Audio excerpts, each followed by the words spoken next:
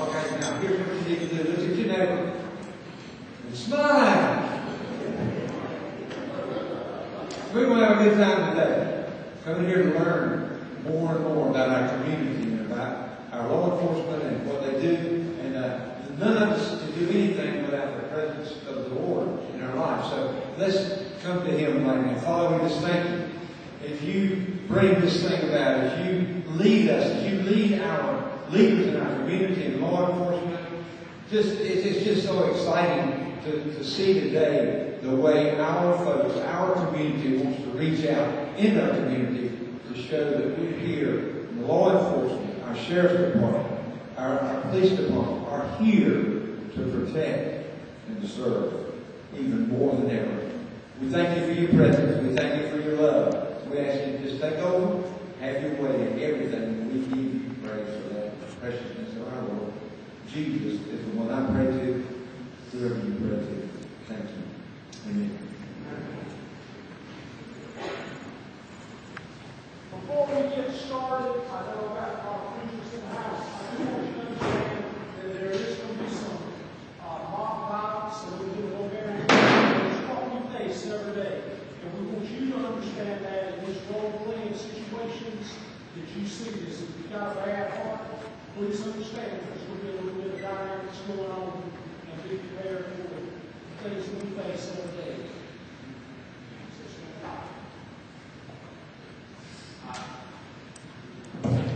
You guys heard? Good job. Listen, we want you guys to see stuff really quick. We have Mr. What's your name, sir?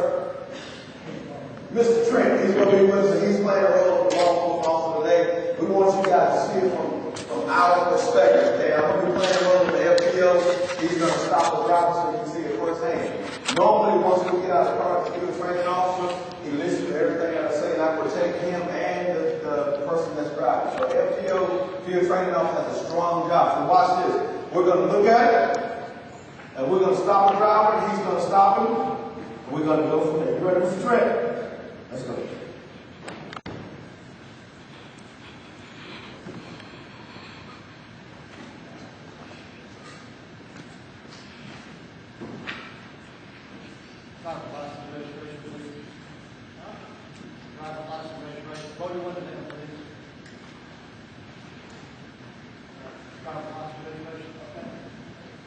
Is that far as you want to go down, sir?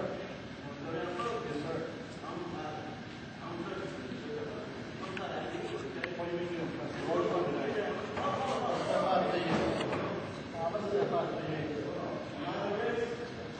Mind the risk? Well, let me get my driver's license and registration, okay? Give me my time, okay?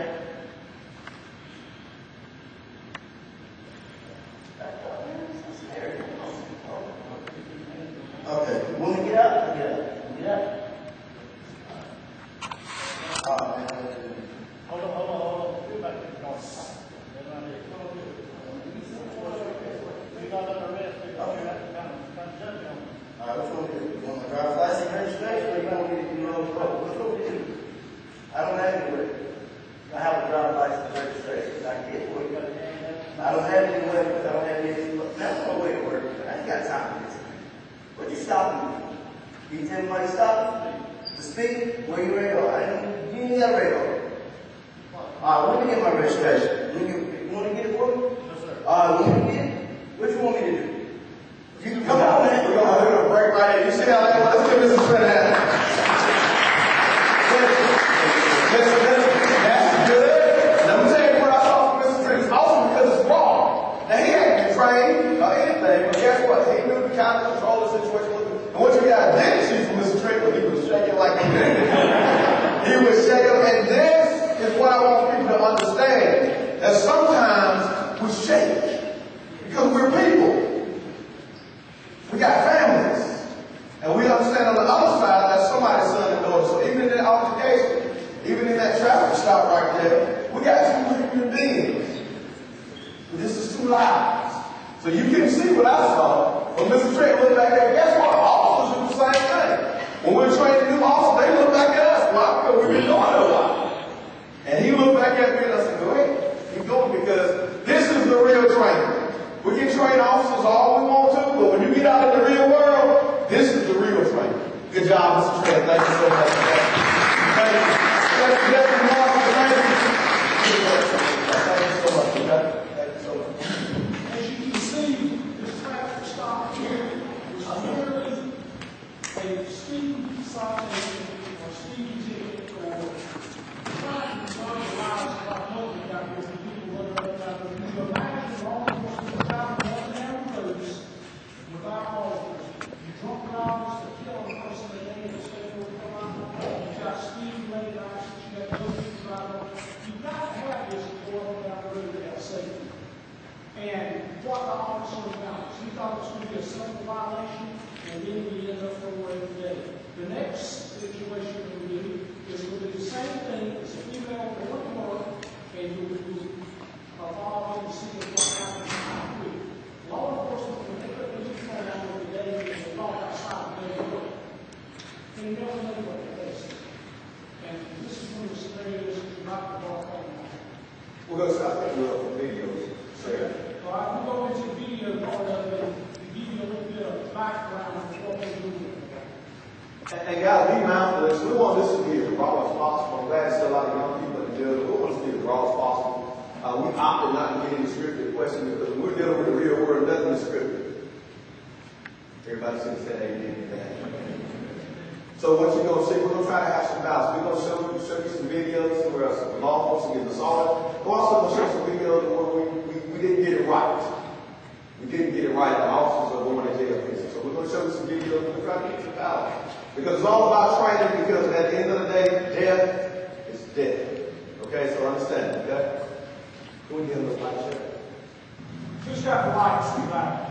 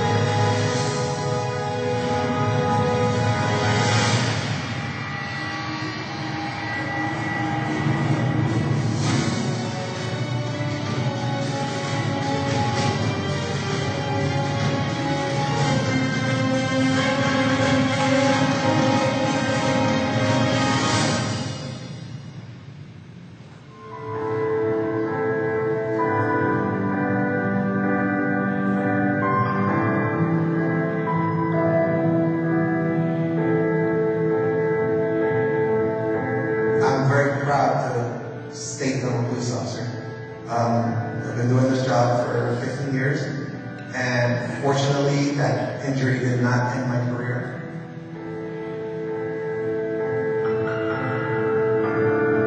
You, as a police officer, you don't want to feel helpless. I mean, you're used to helping people, and that's the worst feeling in the world, to feel that helpless.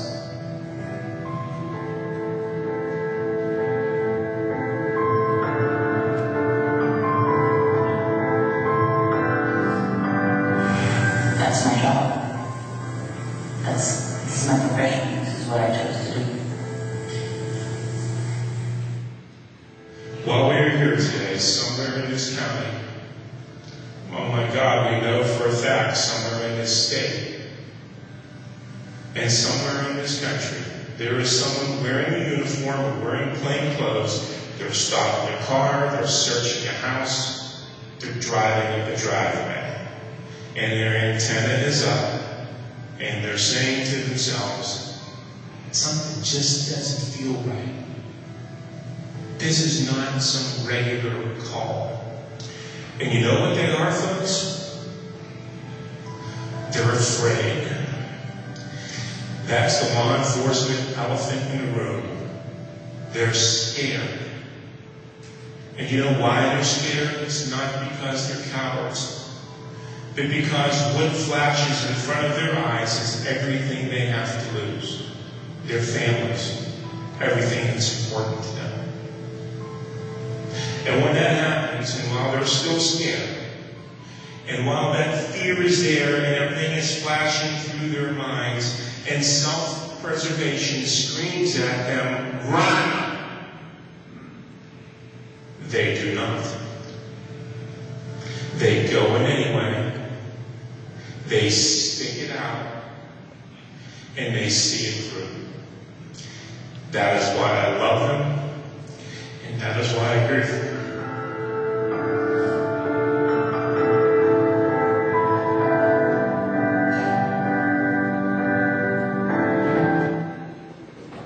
You hit the lights.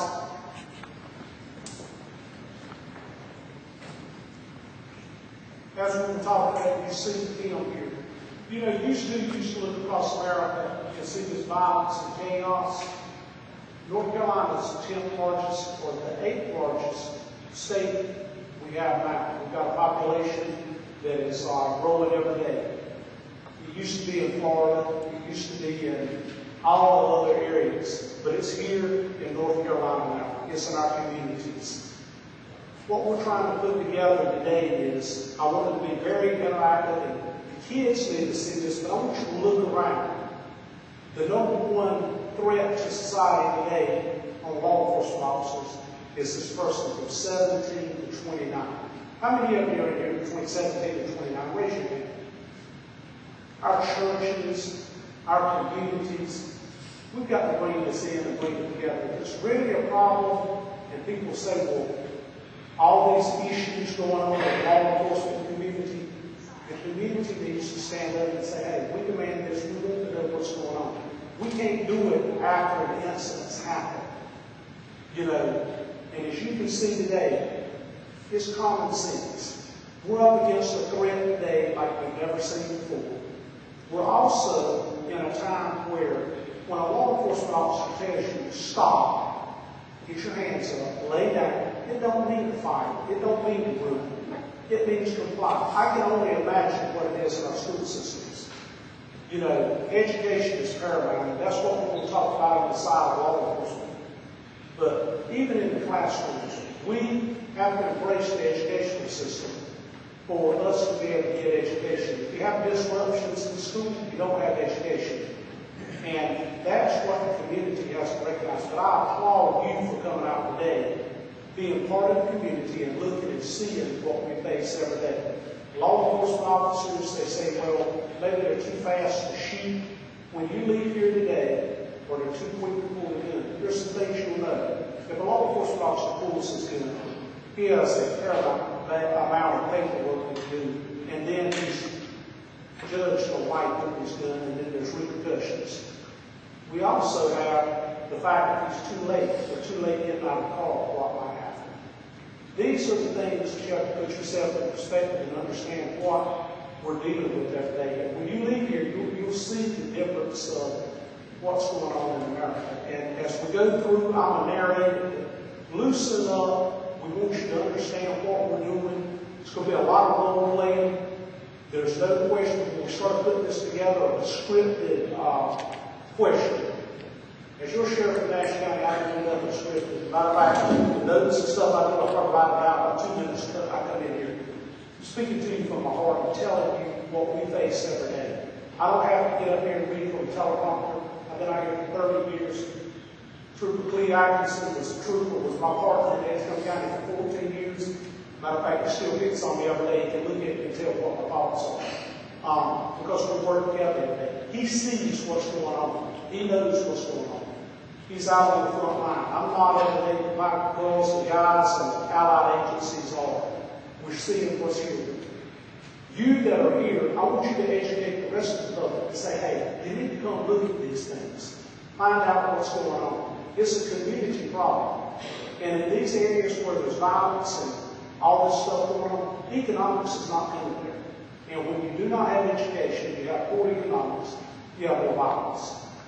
That's one of the things that we want to reach out. And I'm proud of Nash County and Edgecombe County for reaching out and doing this today, because it shows that we're on a proactive end. When we first started putting this program together, Trooper Atkinson called me and said, hey, we want to put this together. Some people said, well, no, it's too fast. We need a little bit more time. When you're in crisis, you don't have time. You need to deal with it. You need to put it on out there. Well, what if they ask you a question that you don't know? Well, if I don't know after 30 years, then I'll refer to Lee Atkinson or refer to Henry King in the back of the 3 with Rocky Mountain Internal Affairs. But somebody here can figure it out.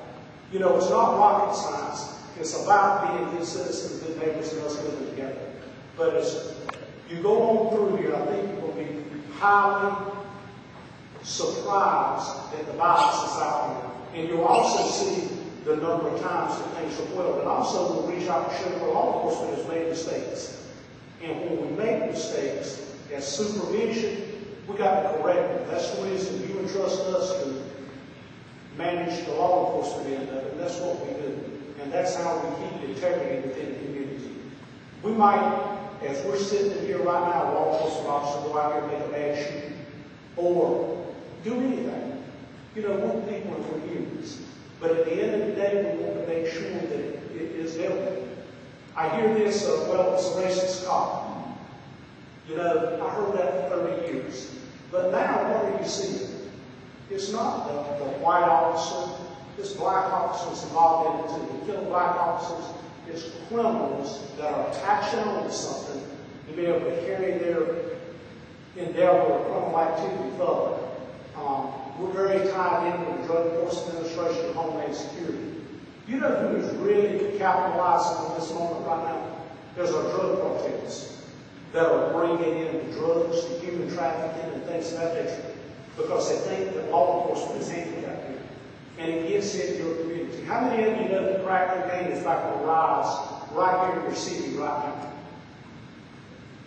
You know what happened in the 1990s with crack? That's where a lot of statistics come from of your young black males, of death, not only from taking drugs, but also what's attached to it, violence. And now we've got something new in the way, and I say after I've taken office for 2 years, what's on the rise today? I might ask anybody in here, can you tell me heroin? And who is heroin attacking? Attacking the white America. That's where it is. So you've got crack rolling in. Drugs are not violence. If one of them will get you, the other will. And you've got these type of things going on in the community. I can only tell you that the violence will rise. It really never gets home to you until you go home and you got a loved one that is addicted to it. Our drug officers did a raid this week, and when they go in to inform the wife of what's happened, she vomits on the floor. Because you know what comes with addiction to heroin and crack cocaine? All of your life savings is gone. Violence, ride-by shoes, all that stuff, because that's the game that you're in today. Besides that, you've got to have the thought of law enforcement of what you've got to do. You've got to have somebody to reach out to. But not only should you be here, man, every community preacher needs to be in here too. You know, they need to know what they're facing every day in the churches. Our school teachers, our students, and I want to thank the school system we have in Nash and Edgecombe County. I think they do a very good job, but we've got to stand behind these people. We're going to go ahead with some other videos and some role playing here. Got a bad heart, pay attention. So Mike got a little bit of starving moment here, but just bear with us as we go through it. We don't try to scare you, but we want you to recognize this reality and what these guys are going through. Okay?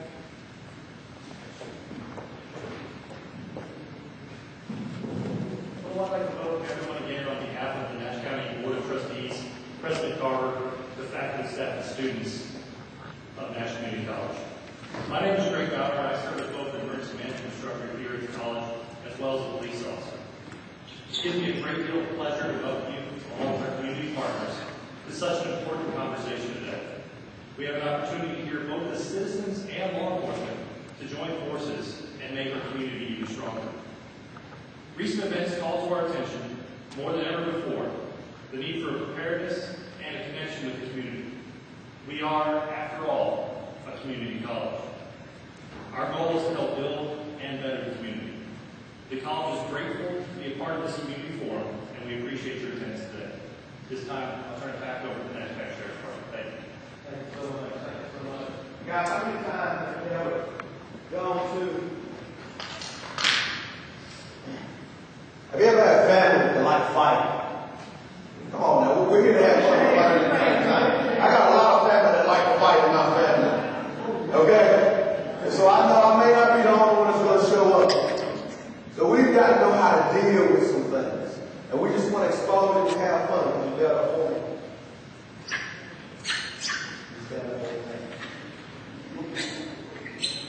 These are going to be our two officers whether they responded to the Mexican call. We're a little small. So, I ask you to hold on. You still in shape. You still look like you're a student. You get my age, start eating. Okay, these two young people responded to a domestic situation. We know they hadn't been trained, but we're going to let you see what they're exposed to. Here's what they got. We also got the bed. Somebody, Mr. Trent, talking about this is some heavy stuff. And it is. It's some heavy stuff that pulls down in your body daily. It pulls in your body daily. So we suit up. And this is how they suit up. They hadn't been trained. But this is their scenario. This is their scenario, okay? We want to do real life stuff without young people. And I'm glad to see these young people. How old are you, sir? How old are you, man? 21. So these are people that need to be Indians. This is when you see these empty seats, and I'm glad you brought these babies back, sir. When we see all these empty seats, and then we wonder why things happen. Okay. Here's a scenario. Lieutenant, one going to coach y'all through it. 1, 2, ready to go.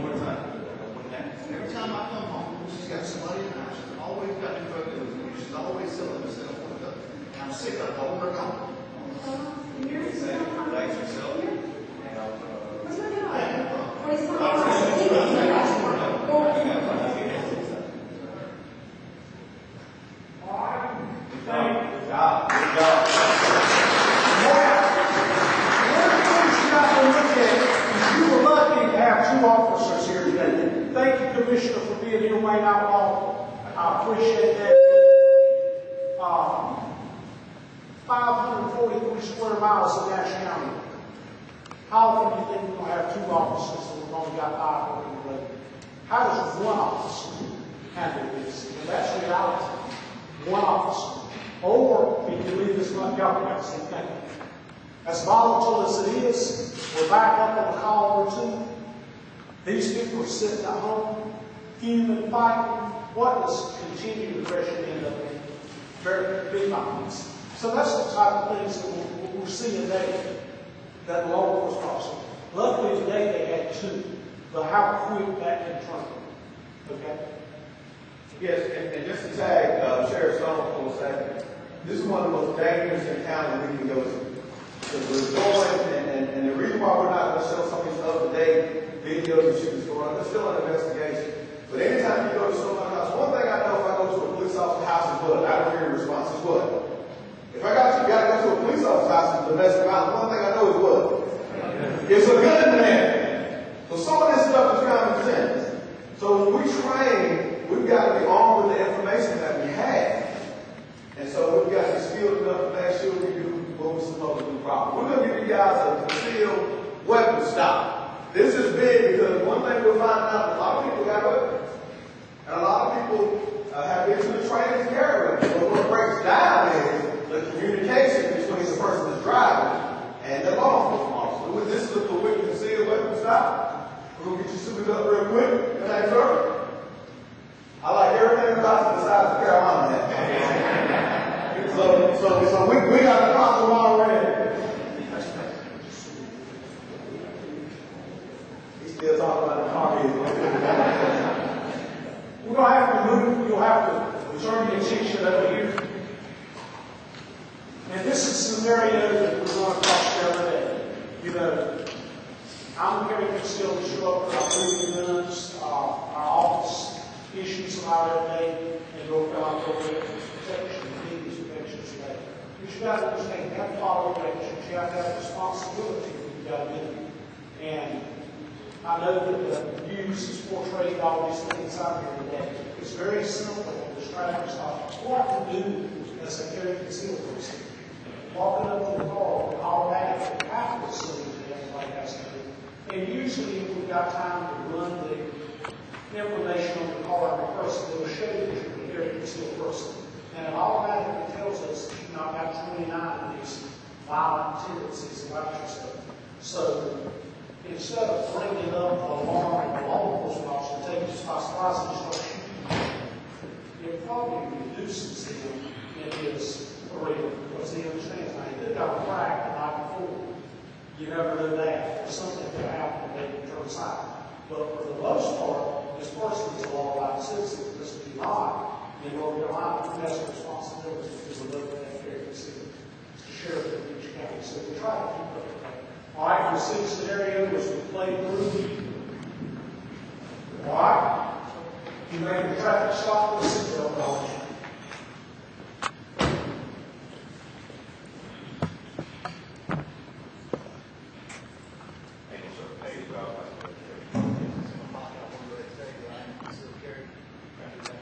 Can y'all hear me? Okay, he's told me that he has a carry concealed and he's got a weapon on. You automatically notice anybody carrying concealed has been trained. Keep your hands up where you can see them. If it's at night, they're trained to turn the light on in the car. Because who dwells at night? The devil. So you want to be able to see these type things when he stops him. So he's automatically told you that he's got a carry concealed weapon and he's got his hands where he can see them. Go ahead. You need to speak loud. That's my brother.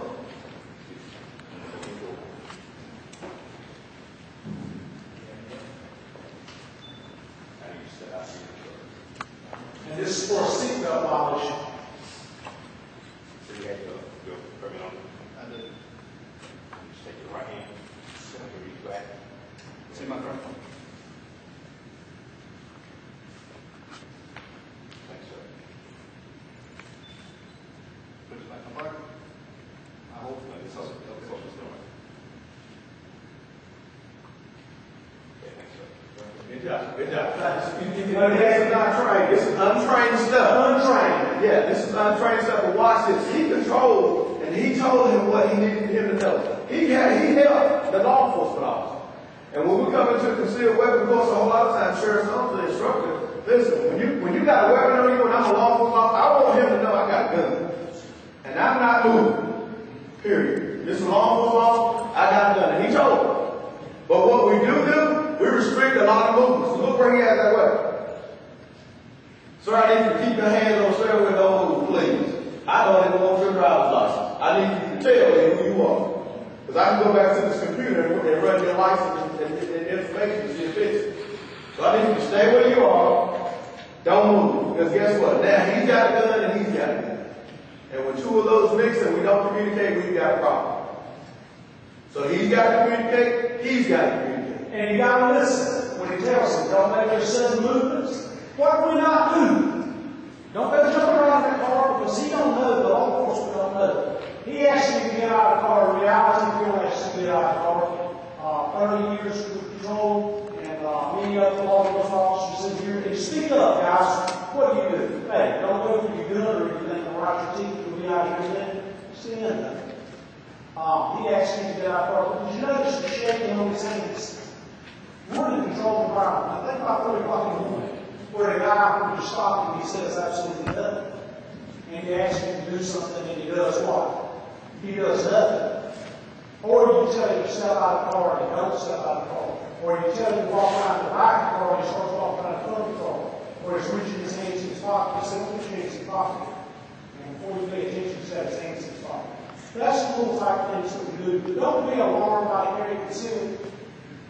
We teach our law enforcement officers, we teach carry concealed. Turn the light off at the side. We roll your window all the way down. Because if I keep the window about this far up, what's it doing? Two things it's doing.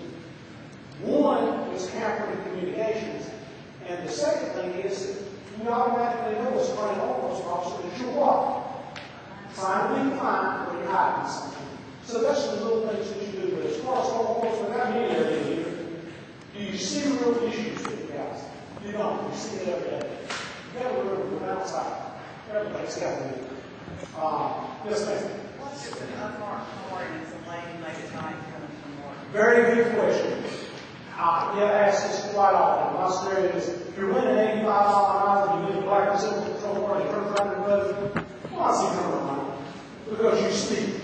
If it looks suspicious and you knew you weren't going to do nothing, everybody's got a cell phone. Turn the light on your car so they can see. Reduce your speed. Don't keep driving 70 miles an hour. And if you feel that something's going to compromise you, we'll say, look, I've got a law enforcement officer behind me such and such a location. They'll call out, and then the law enforcement officer will tell them, this is who this is, or they've already called it, and then you know. But say something will happen and you could. Slow down from your four-way flashing zone and drive slowly to the right area. Now don't drive behind the house and like a movie. I mean, we've seen that one too. I laughed when I said this reality. You know, reduce your speed to the right area. If you're all over the road, if you've had one too many drinks, then obviously you probably know how much talking to do. Unmarked cars, our unmarked cars have plenty of blue lights and sirens on. Listen to the siren, because at night, there's law we have to have to get siren. And not everybody can get siren. One of the biggest things that, what was that gentleman's name? Sir, you want to see that one? What's your name again? Chris. Mr. Chris said the worst thing that scared him there right there was when he got out of the car, when the gentleman got out of the car. That's why we actually not get out of here. Because now what we've done is we've made competition people. We always want to try to have the upper hand when we're dealing with these situations, so that way we keep control of the situation. But once the person that was dealing with gets out of the vehicle, now we've made everything people that right to the concern for the loss. That's what he asked me to tell you. Make sure you stand your feet. All right, pay attention to this next stop here. Let's start to get your blood pressure up a little bit. Yes, sir. Mr. Tiger will take the board. Even if somebody gets out of the car, we should be skilled enough and trained enough to know something's not right. So, if he stays in the car, if he gets out of the car, we should be skilled enough and well trained enough to understand that something's not right. Now, you'll see this in some videos that we do in a minute. These law enforcement officers are trained by those videos. All right?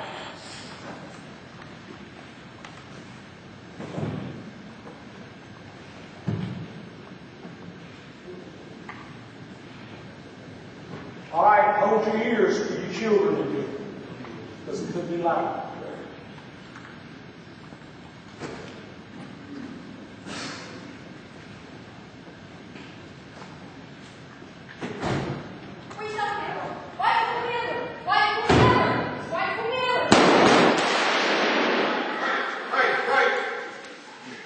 As you can see, she's trigger happy.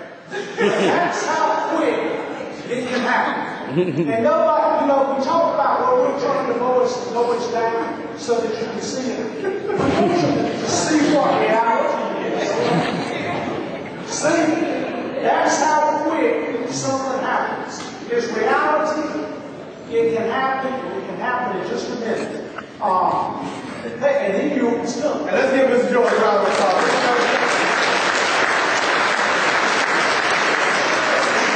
But you look at these things, and the number of law enforcement officers, 86% increase this year. There's emergency personnel today that's not even dressing like a law enforcement officer for the simple fact that they don't want to be a target. That's the type of situation that we're dealing with today. When other public servants don't even want to put a uniform on to be identified close to what a law enforcement officer does. Look at the vests these guys wear. They don't wear it to be cute. Think about how hot it is in these days just to keep this up. We're going to go to some videos, guys. Is this stuff helpful for you? Are you seeing it? Because we're going to have some real talk in a minute. We don't hold back. We always go all those guys in the back. We're going to have some real conversations in a minute. But I want you to watch the videos. You're going to see some where we crossed the line and did not get it right. You're going to see some where we got it right. So it's the human nature. But I want you to listen to, you guys familiar with Denzel Washington?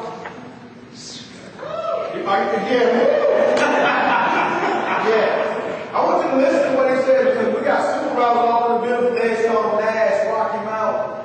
We got Chief from Nash. We got some of the supervisors here. Watch this.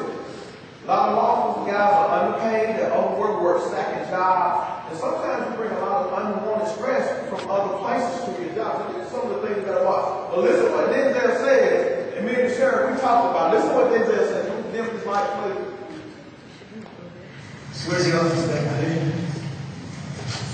The in office, baby.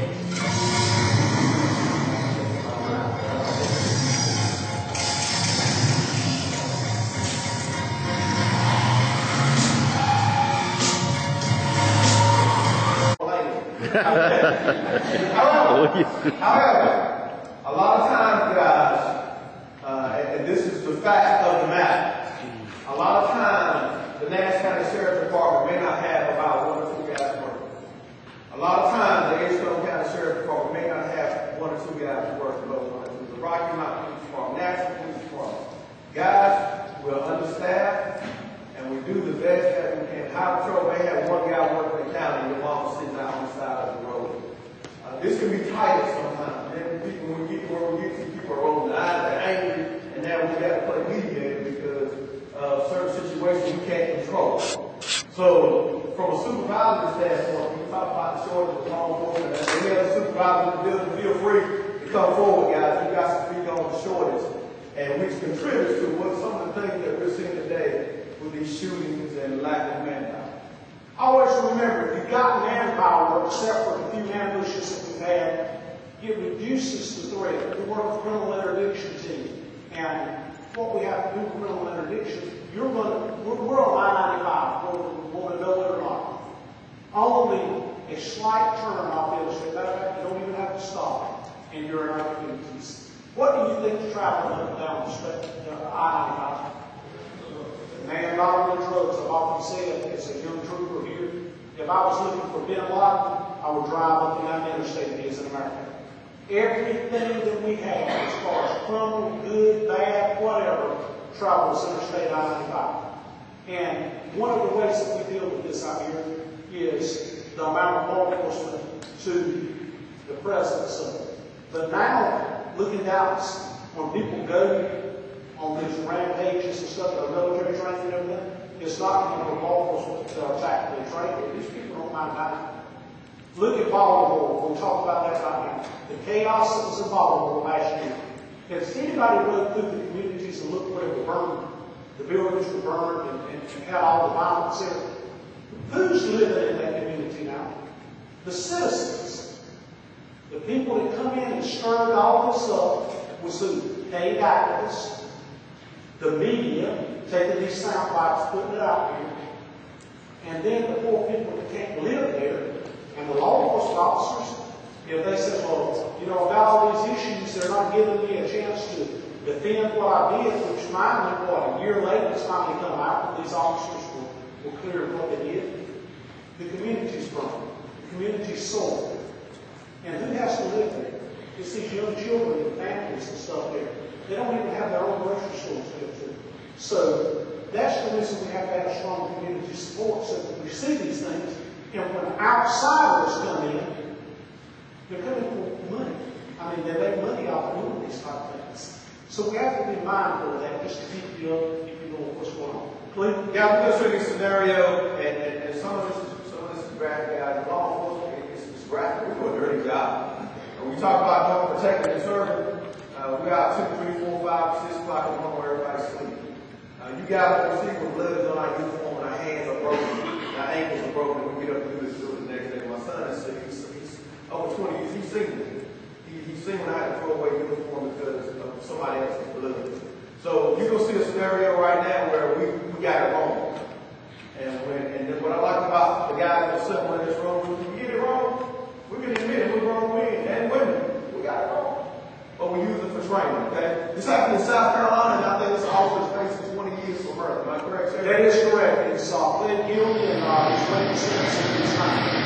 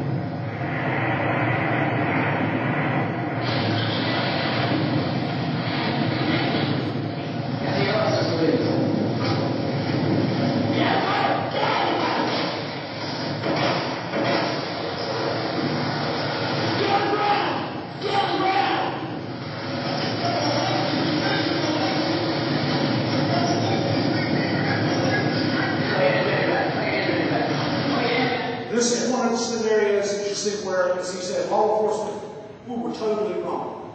You know, often they said, well, as I spoke of earlier, that there's a myth that it was aggression the law enforcement officer had when they did this.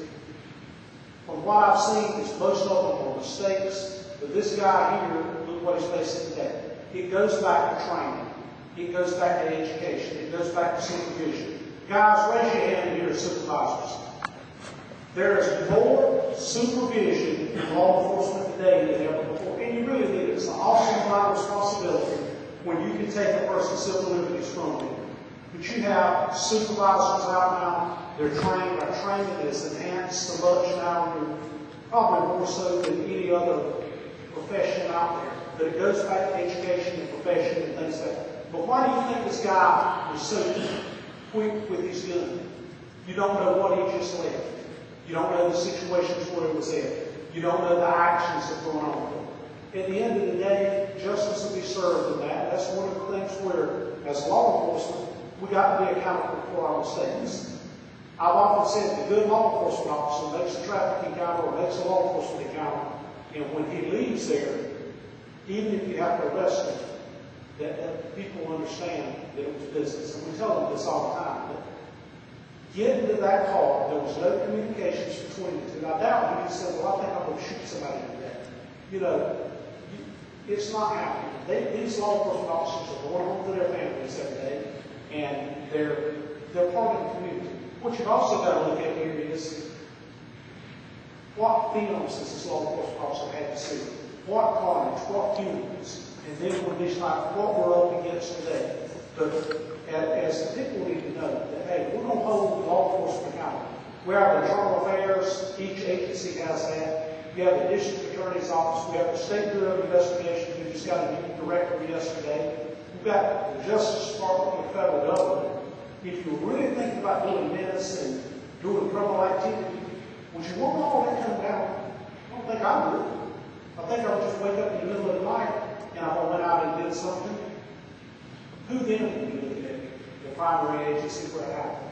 You definitely would do it with film on. And it amuses me that the media says, here's what we got going on.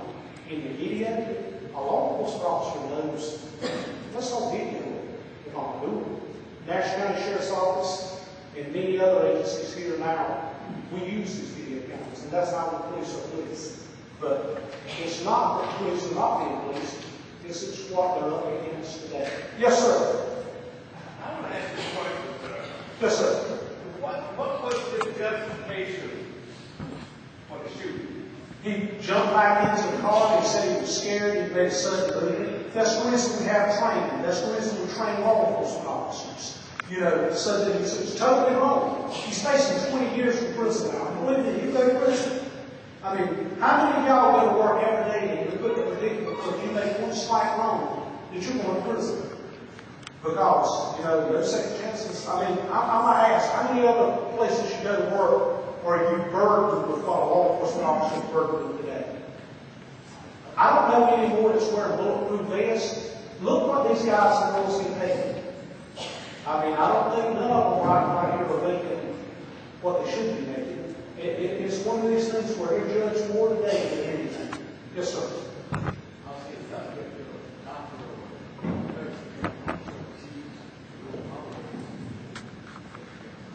Right, and you know, you look at, yeah, they're not videoing heart surgery today. If a doctor's finger slips and he cuts somebody and they bleed to death on tape, I don't think it's under the principle. You know, the law enforcement officer pushes his finger in, pulls his gun, he's scared. Just a fraction, he pulls the trigger. And it's, you know, that's where we're at today. But that's the reason that we've got to demand that we have the best of the best. You know, when I first got in law enforcement, there was probably 2 or 3 guys with a bachelor's degree. I know the Nash County Sheriff's Office right now, you've got 4 or 5 with master's degrees, you've got 15 with bachelor's degrees. We've got that educated workforce now.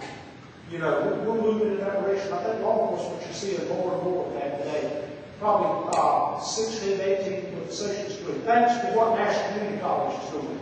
It's making it possible. Have you looked at the law enforcement EMS center that they're building here?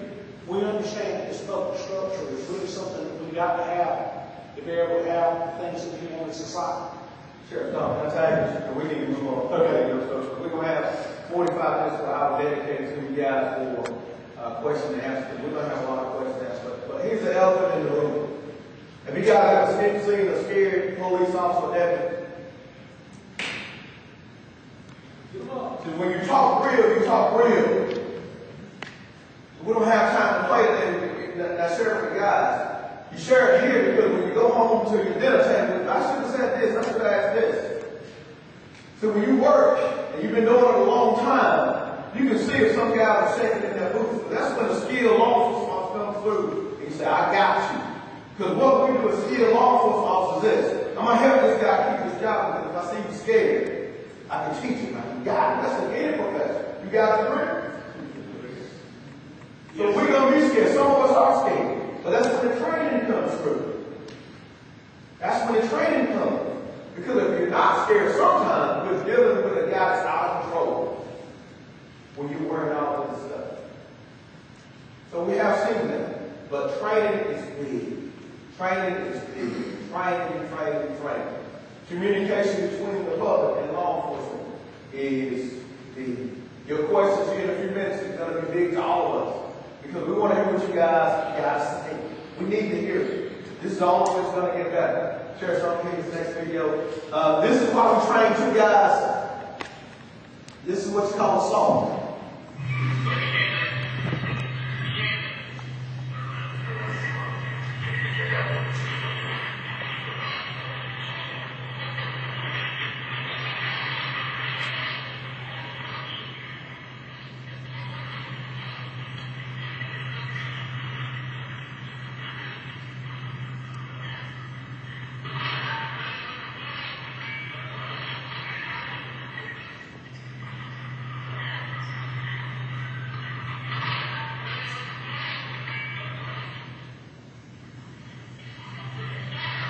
The question there is, guys, and let me show you something hip-hop was like real quick. The question there is, he's dealing with an unarmed man.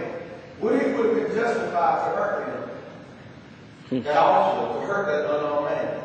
I'm asking the public. Yeah. And these are the things that we've got to really talk about. I can tell you this, and I can look around the room with a lot of law enforcement officers. I've trained a lot of these I'm the kind of guy that I can hurt you and almost kill you with my bare hands. If you fight me, I'm not worried about being armed. I'm trying to make you think. I'm not worried about being armed because I train to not only protect, but if all costs, I can cut your wind off. I can cut your wind off. And if you can't breathe, you're dead, right? And I can take off all this, unarmed, and I can hurt you. It's just that simple. We've got to realize I can hurt you with my teeth. If I really think I'm going to die, I'll bite you around the neck like a dog and I can snatch your windpipe out. We're dealing with a dirty world sometimes. This is 1 to 2% that we got to get people to understand. Most of the people we deal with are good people. I'm going to cook out people in white are good people. What's a small percent of people that are some tough people? In law enforcement, it's 1 or 2% that the sheriff and the chief know they got to deal with. And that's an elephant in the room too. The sheriff knows whose problem children are. The chief knows who their problem children are. The major knows whose problem children are. And we're going to work on that. But let us work on this. We know this. We know this. But keep in mind, I don't need weapons to hurt you. Can I borrow your short second? Yes, sir. Come here for a second. Real quick, I'm going to push you because we want to open this thing to ask a question. How you doing, sir? What's your name? Nick. Nick's a big boy. Have a seat, Nick. It's just something that I do with people all the time, man. I just want you to say I can't breathe, okay? Say it now, Nick. Say it now, Nick. You say it? Say it now, Nick. Say it now, Nick.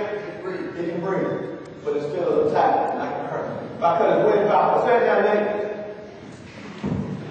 It's the difference. And you look on the media, how many of y'all saw this?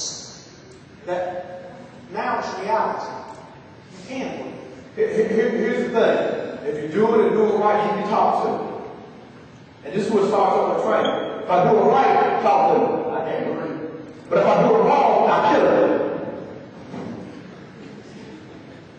It's training. It is scary. And it's also scary when there's people out here that can get a law enforcement officer. You shot an unarmed man. He's on top of this law enforcement officer in just a second. How quick is dead when he takes his gun? I call it a community gun. Because if he gets it off of his hip, whose gun is it? Is anybody's gun. That's what you're against today. And our average people, man, I commend you over and over for coming to see this. Here's a situation where we got to run. Not condemning any law enforcement officers. We're all in the middle. We're police and we're deputies. True. We get that. But here's a situation where we got it wrong. We got it wrong.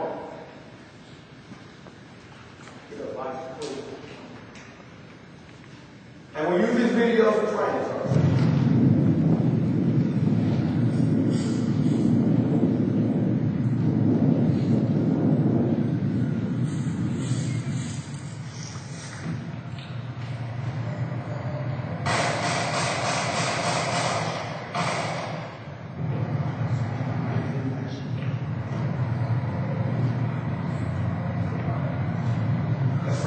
Keep the lights out real quick. Sheriff, I'm going to keep pushing so we can get to the hardest questions.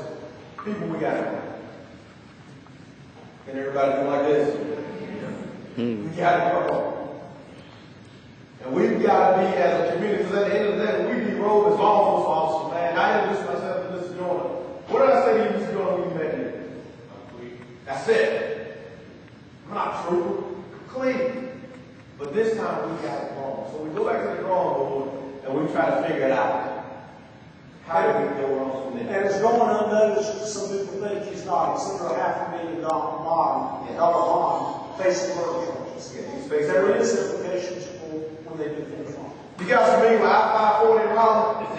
This is one of my training buddies. This guy probably won't say 2 words to you if you walk in the door. I showed this video because he's retired now. But he's one of the more skilled law enforcement officers I've ever been around. But watch how behaviors turn from nasty to good once you figure out who gains control.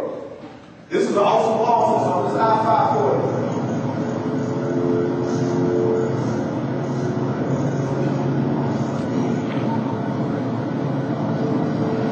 Watch the bad guy's behavior.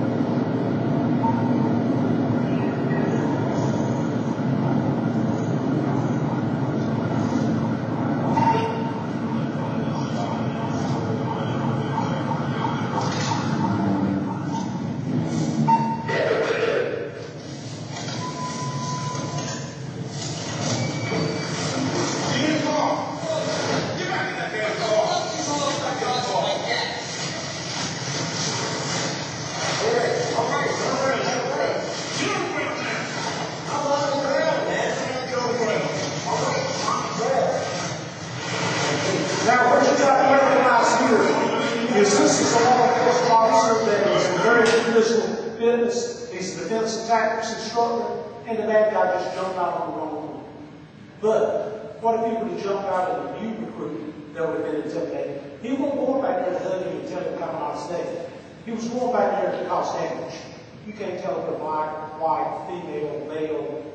There's no telling what you're going across the day, but I can tell you this was an officer killed. If you look and you didn't notice, the trooper foxing on 100 mile an hour. And we just want to continue going down the road.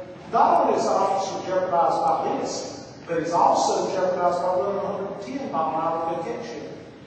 I worked in the county, and I won't call it county, this was in the 1990s, running slick tires on the car because the county didn't have the funding to put tires in the car. And you expect them to get out here and do things of that nature. That's the reason it got me to do these things. But that's something that you don't really notice until you notice it. But how quick on a rainy day, right in the middle of the day on 540, would you see this type of action going on? Right? Please. Strap the other gentleman over here. Guys, what you just saw right there is exactly what you said. I trained this guy, the sheriff set him out for you. You set him out, when you jump out, this wrong guy. What I want anybody, and if you're still long, folks got to understand is we don't back up. We train not to back up. I don't retreat. So when you come at me, I don't retreat. When that guy ran up to my buddy right there, we talked about what went wrong, what went right. So if you jump out like that, I don't retreat. I need for you to stop. Please stop. Please, I'm begging you to stop. I shared with Sheriff Stone, some of the officers in the back. I almost killed 3 people here in my 20-year tenure at the troop. One was a 14-year-old guy, young boy that bothers me today. And we talk about it in law enforcement. They give us a test to get higher, but they don't give us a test sometimes over 30 years span because of what we see and what we go through. And I think about that 14 years. All the right on my telegram would have said it was a state trooper shoots and kills 14-year-old boy. The only one can make him lay down at 2:30 in the morning. His mama came out the house and said, lay down on the ground for that trooper. And I said, what is wrong? What I'm saying to you is this. What is wrong with society when we have no regard for life? Because if you want to, Pastor, if you want to gun me right now, lay down on the ground. Let me see. Because I regard my life. This is what we're dealing with. Watch this real quick. This is our last one. And I want to show you some grade trooper codes. We're going to get to your question and answers. And I want to just go a little bit forward so we can skip a little bit. Next Marine was 6 feet of muscle tall. This is a big boy. This video still bothers me the day that happened in 1992. South Carolina State Trooper gets shot. You can hear him gasping for air. The guy that killed him was a short, stocky guy. This guy's a Marine, ex-football player, he's in shape. But guess what? When we're not on top of our game, things happen. And it's not always black on black. Sometimes it's white on white. Sometimes it's black on white. It's all in society. It's society. So watch this, guys. Regular workouts. Watch the bad guy. Moving forward. The reason you want to see this also is here's my officers tell you what to do, and they want to see your hands. Watch how quick he dies because he won't watch his hands.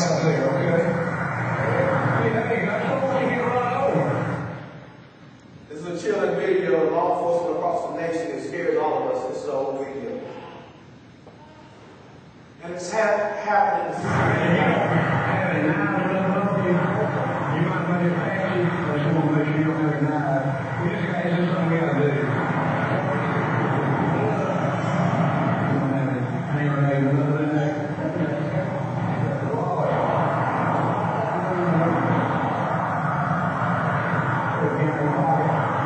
Look at it for training.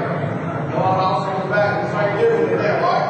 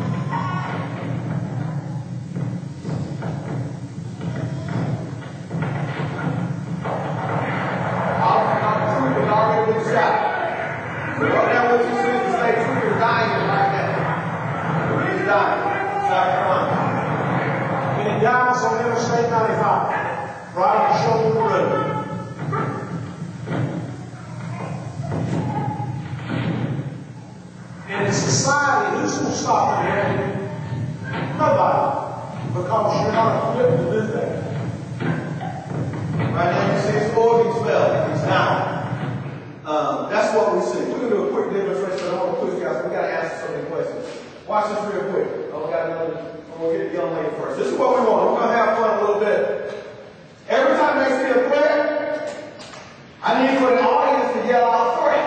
And y'all got to do that 1, 2, 3. Come here, young lady. We're going to have some fun real quick. And you got to remember now, she's in better shape than some of our officers. You got to know that? Yes, you can. You got to take it. Hey, what's it? I want to hold the table in the head. You know how to hold it. Okay, so come right here for me. And fix the gun where she can get it out. Okay, you got to make sure she's like that. She's got a small waist. She's holding the, she's got to touch this vest. We're going to do this with a hold up, okay? All right. All right, here we go. I want her to jog in place. This is simulating that somebody's running from her right now. You got to jog in place. All right. Get your feet off. Get your knees up. You're going to take somebody already. All right. If you see the back, if y'all see threat, we need y'all to let her know. Say threat. If you pull a weapon out, we need everybody to say threat. Keep running. You got to run. You're not going to catch somebody running like that.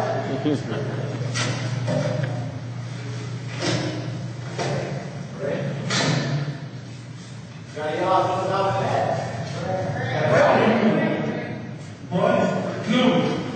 Gotta go catch him. You gotta go catch him. You get away from him. Get on him.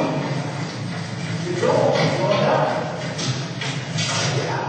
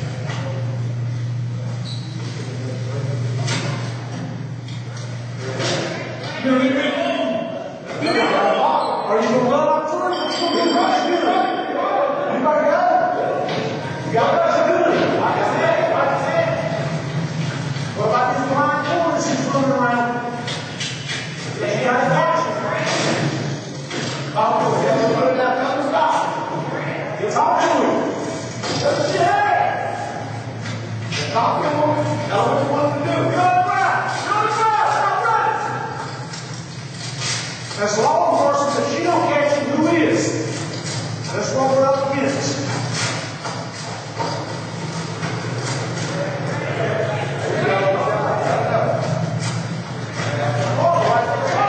Where's your gun? What you gonna do? You gonna pull it? You gonna lock behind it? What's your gun? There you go. You stop running. Good job, dude. Good job. It was all night. All night.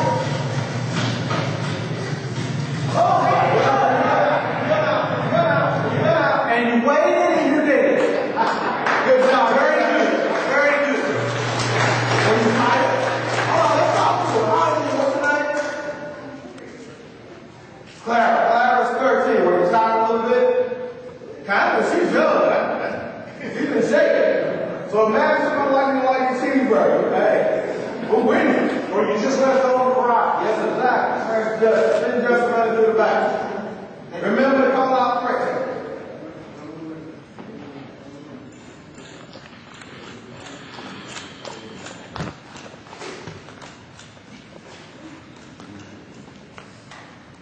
Keep running. Oh, you look at that. It's hot. You were great.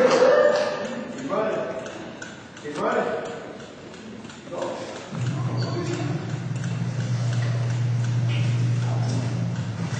Keep running.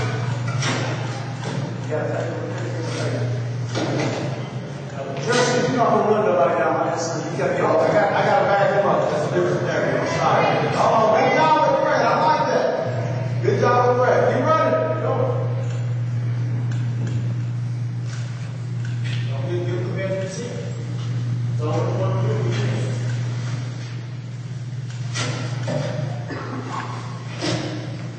Give command. Give command. Sir, with your hand. With your hand, sir. Correct. Sir. Breathe. Breathe, sir. Breathe. Breathe. Sir, stop, sir. All right.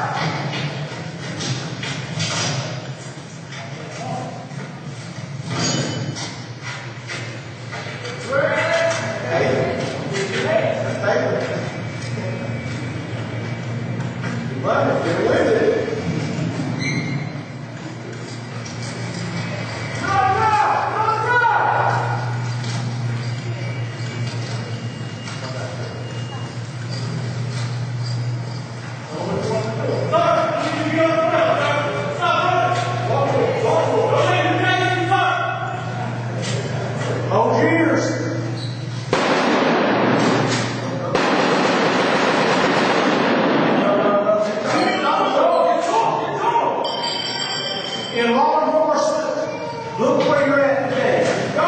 In churches, in businesses, you're sitting there, and this is what can happen. What is the only thing that is the line between this kind of thing and you going on this? Look at the type of unit. You say, well, here it is. That unit's about a $200 unit. And they've been in America since the Vietnam War and even before Vietnam. So that's the things that we're up against today. Thank you.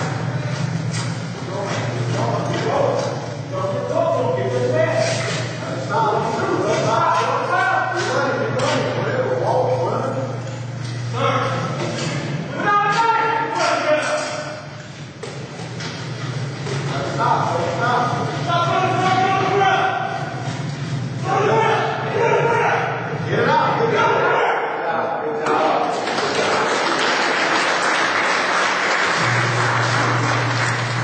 So you guys can see really and truly, as law enforcement, talk lights, guys.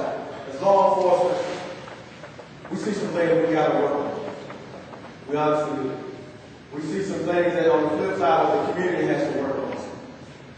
At the same time, we're in that millennial age, and you guys got to understand what the sheriffs and the chiefs of police and the mayors, you guys know what they're hiring? They're hiring young people. And one thing we've taken away from young people are communication skills. Come on now. Come on now. Because all they do is this. So if we're recruiting them as the police, what you think that they don't have to talk?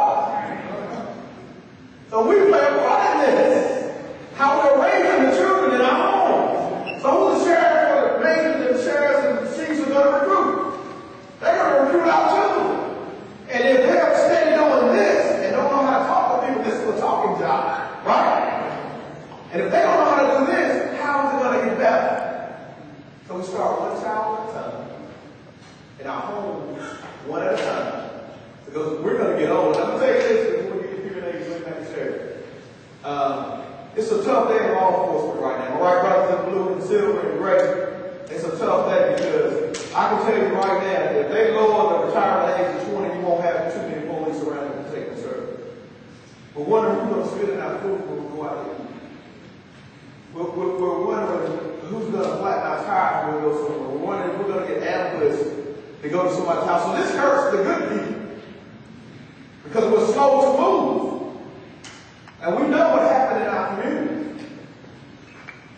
And it's a sad day when law enforcement get together with our heads are down. Like any other, on the flip side, that's some violence. Families' heads are down. Because these seats need to be filled.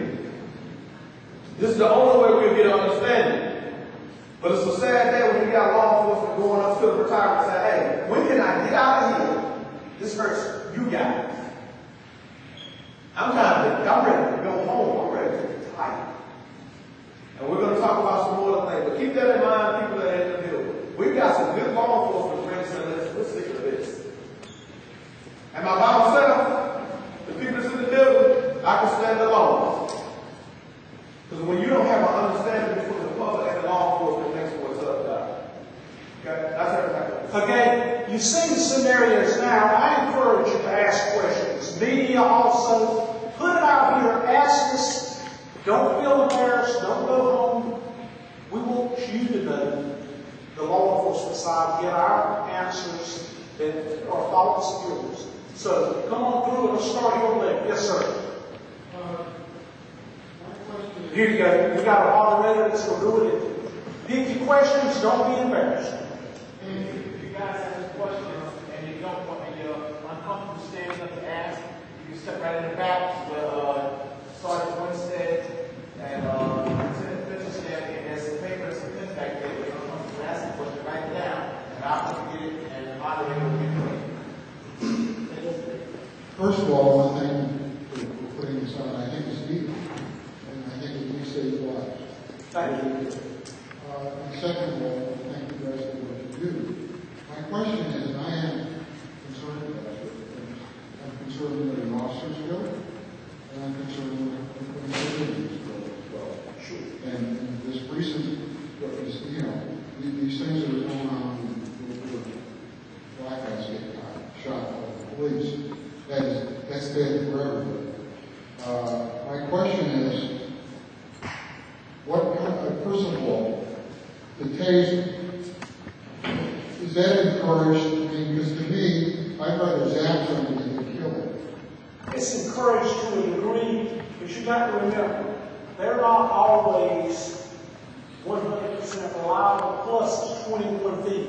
And I'll ask you, if you've got a taser in your hand, how many hands do I have? I have 2 hands. If I've got a taser in one hand, which hand am I going to have it in? It's going to be in the hand that I'm most proficient with. How long does it take me to recognize a threat? I've got a taser in my hand. What's the average reaction time of a person? 3/4 of a second.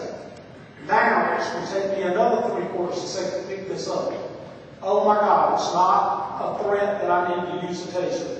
I've got to drop it, I've got to pull my weapon, I've got to get it off safety fire. I'm ready for a fine box.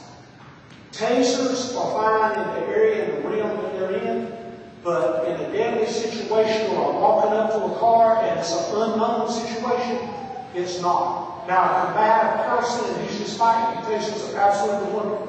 But what about if I deploy the taser and now it's not working, it's not reliable? What have I got to do? I've got to drop it and go to a weapon if he's coming on top of it. And during this transition, he's coming on top of us, as you see here. But they are good, they work in their realm, but they're not the answer to all. Thank you for the question. Real quick before we get to the questions, can we give a big hand to all the law enforcement?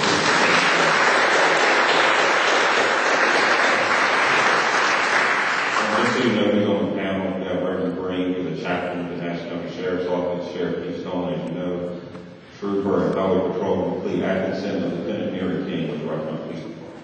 Please raise your hand before you ask a question. And the only big rule is not speech time. Just ask a quick question. No.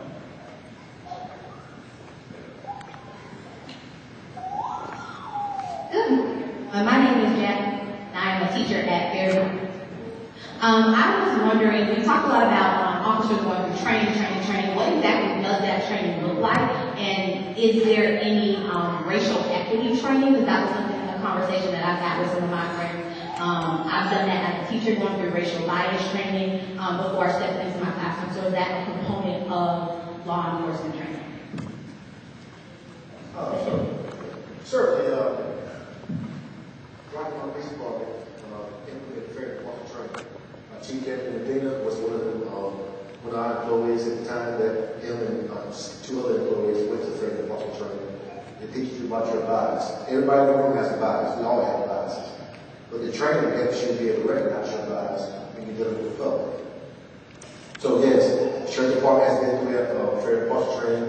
I believe the Highland Show's been through fair department training. So it is a part of our training on a daily basis.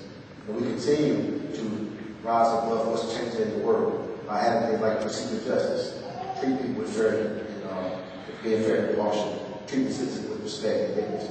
Because we have to have open dialogue and communication. We have to communicate. Citizens have to communicate with the police, and we have to communicate with you guys. And the only way we communicate is having forums like this, reconciliation. Because guess what? We get it wrong on both sides.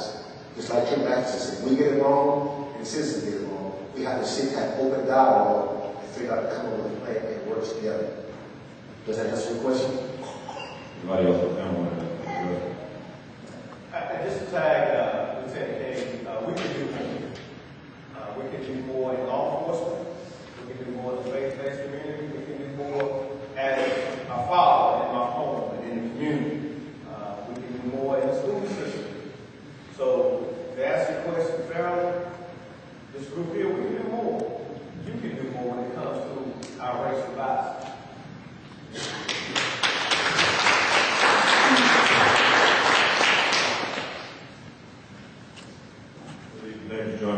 First of all, I want to thank all the law enforcement for your service, your courage, your commitment, and your passion. My question is, statistics show that Rockmount, North Carolina is the fourth in the United States of America as the most empowered 10 as the most violent.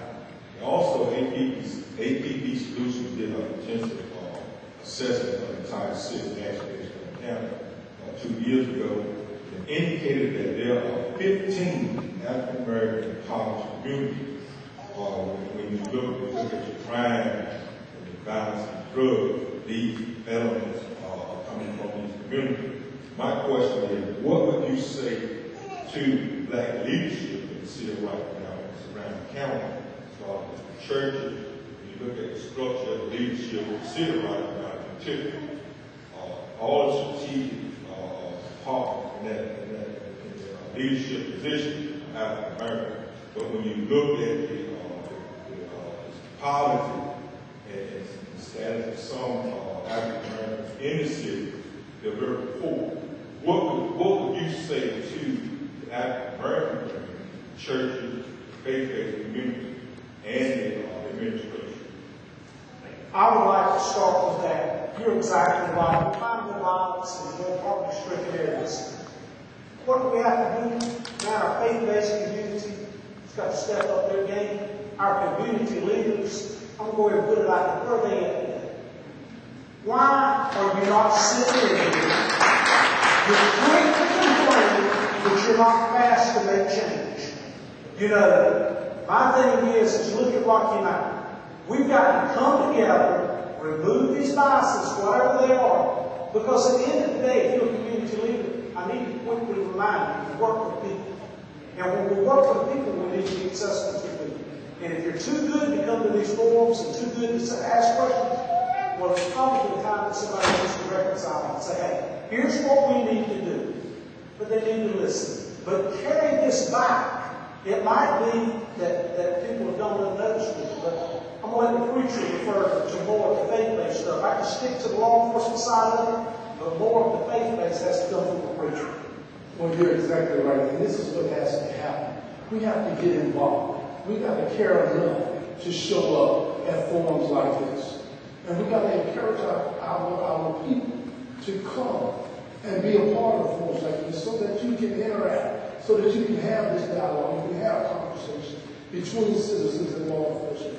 And so I, too, applaud law enforcement for this type of forum that says, hey, we care enough to let's talk before something happens. We tend to react when we need to be proactive on a lot of things. And this would help to curb a lot of situations. You know, if I know what's expected of me when I have an encounter with law enforcement, if I know what's expected, what I'm supposed to do, what they're looking for me to do, if I know they're looking for me to put my hands on the steering wheel, then when they pull me, that's automatically where I'm going to go. Or if I know they expect me to put my hands out the window, or if they expect me to stay in the vehicle, I know this. And so I can already comply. I can help them to help me. Because at the end of the day, we all want to get home. And so that's the thing we got to do. We got to get more involved, more active, and participate more in settings like this so we can get a better understanding. Mr. Jordan, can I tag both these gentlemen for a second? Man, I tell you, when you start talking about community work, and a lot of you guys know this, man, I work hard out of this uniform that I do in this uniform. So we've got this thing backwards. We work all day and we say, I'm done. Somebody else's child needs us. When the ex-felon get out of prison and he's done his time, and he's paid for his time, how dare he not be able to work in a factory, literally a parent's spot. This is what's destroying our community. If he's done his time, and we're willing to give him a chance to get back in the economic realm of working in our community, then we do that, CEOs and business leaders in our community. If not, they're going to break back into your homes and in your business. We understand that as law enforcement. If as fathers sitting out here in the community, we've been given instructions to train and to teach and to lead, and we're nowhere to be found. That goes for law enforcement, that goes for law enforcement, and non-law enforcement. If you're a man and you're not taking care of your child, we've got a problem in society. Next thing is this. We've got children that can't read.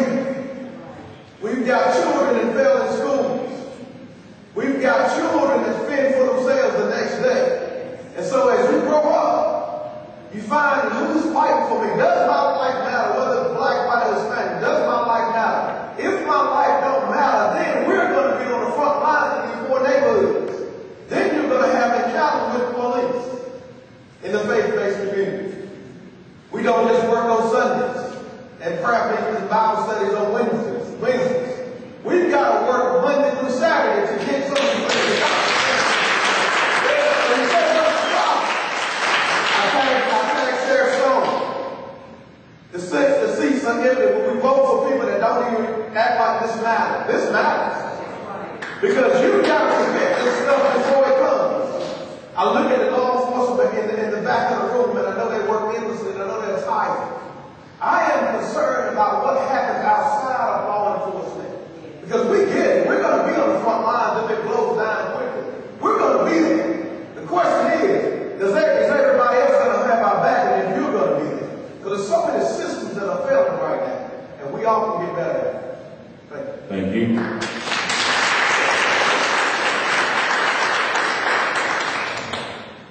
Good afternoon. I am Reverend Dallas Johnson Pearl, pastor of Trinity Lutheran Church here in Rocky Mountain. My question first, I want to also say thank you. Thank you. And thank you to everyone who's here. But my question, I understand that there needs to be collaboration. I understand that there needs to be a recommitment to community. I get that. My question is, if I make the effort to extend invitation as part of the leadership of the faith community, will I have response from other components of the community? That's my question. As far as components, exactly what they should clarify. Okay. I mean in terms of law enforcement, as well as others who are pointing and saying faith communities to do something. I am not saying that we don't. And some of you who know me are aware that I challenge my colleagues, my clergy brothers and sisters, all the time. I don't know where anybody else is. I'm here. Thank you. Whether or not you can count on these guys, if you got a program, if you have a need to bring law enforcement into your church, I've done numerous voting rights campaigns at my church and other churches in the community. And these guys will show up. They will show up and they will be there and they will do whatever you need them to do. They will come through and they will do this on their off time. And that's what Trooper Cleveland said.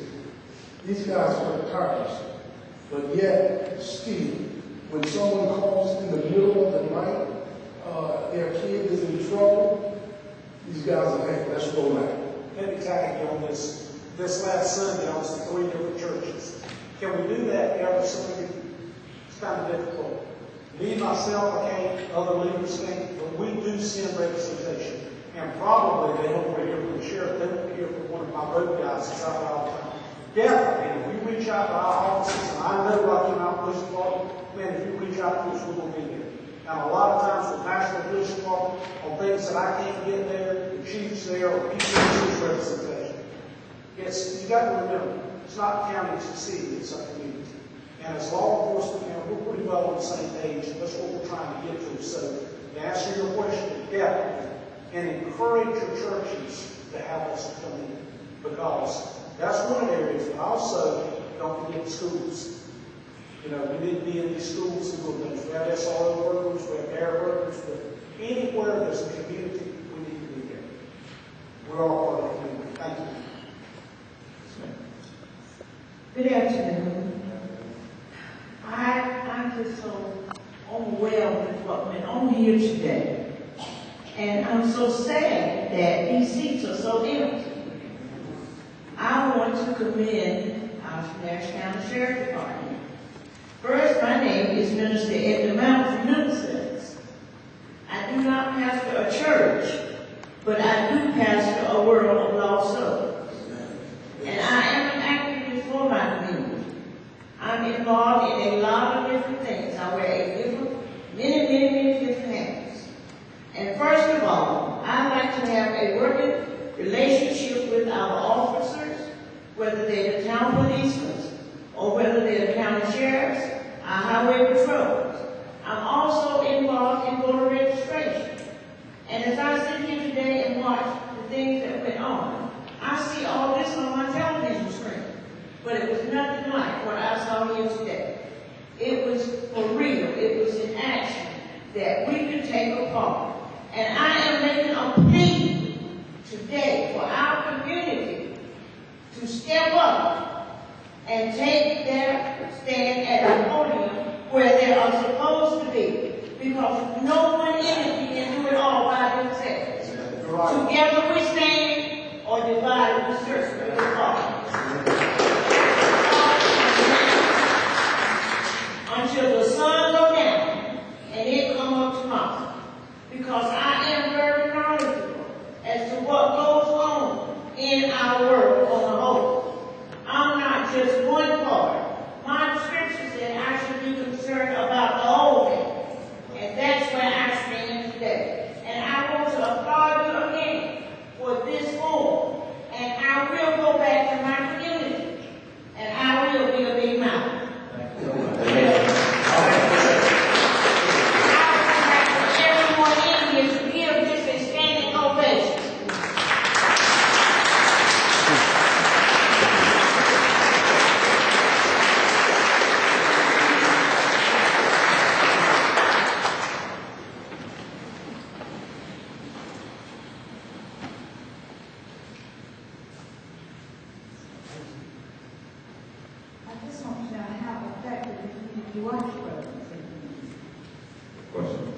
Community watch programs, Nash County Sheriff's Office has it, Rocky Mountain has a similar type program. They're very good. The simple fact is, you'll have one law enforcement officer work in the community, but when the community watches the community, we all have tip lines. Rocky Mountain has a tip line.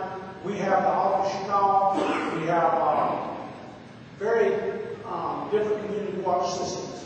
Picking up the phone, calling 911. I see this. A lot of times things don't pan out when you call, or it's nothing to it, but at least we know. See something, say something. Communities got to work together. Sure, it works. And when you see a suspicious car in your neighborhood, don't tell me that it was a white male 6'2" and had his shirt tail tucked in. Give me that license plate number. That's the type of thing. Write the license plate number down, and then we can go from there. We'll give a good description. You know, it takes the community to do it. And at the end of the day, who's going to watch your house better than you and your neighbor? So definitely they work, and I encourage you more than that. Thank you. I have a quick question. First of all, the windows are very dark on my car, and I thought there was some sort of a limit as to how dark it could be. You can't see inside, so there's a key in. The other half of my question is there any special training for being aware of people with autism or mental illness? There is, and you know, as far as mental illness, and I'll let other guys know that, we're having a crisis in America right now, finding help for mental illness people.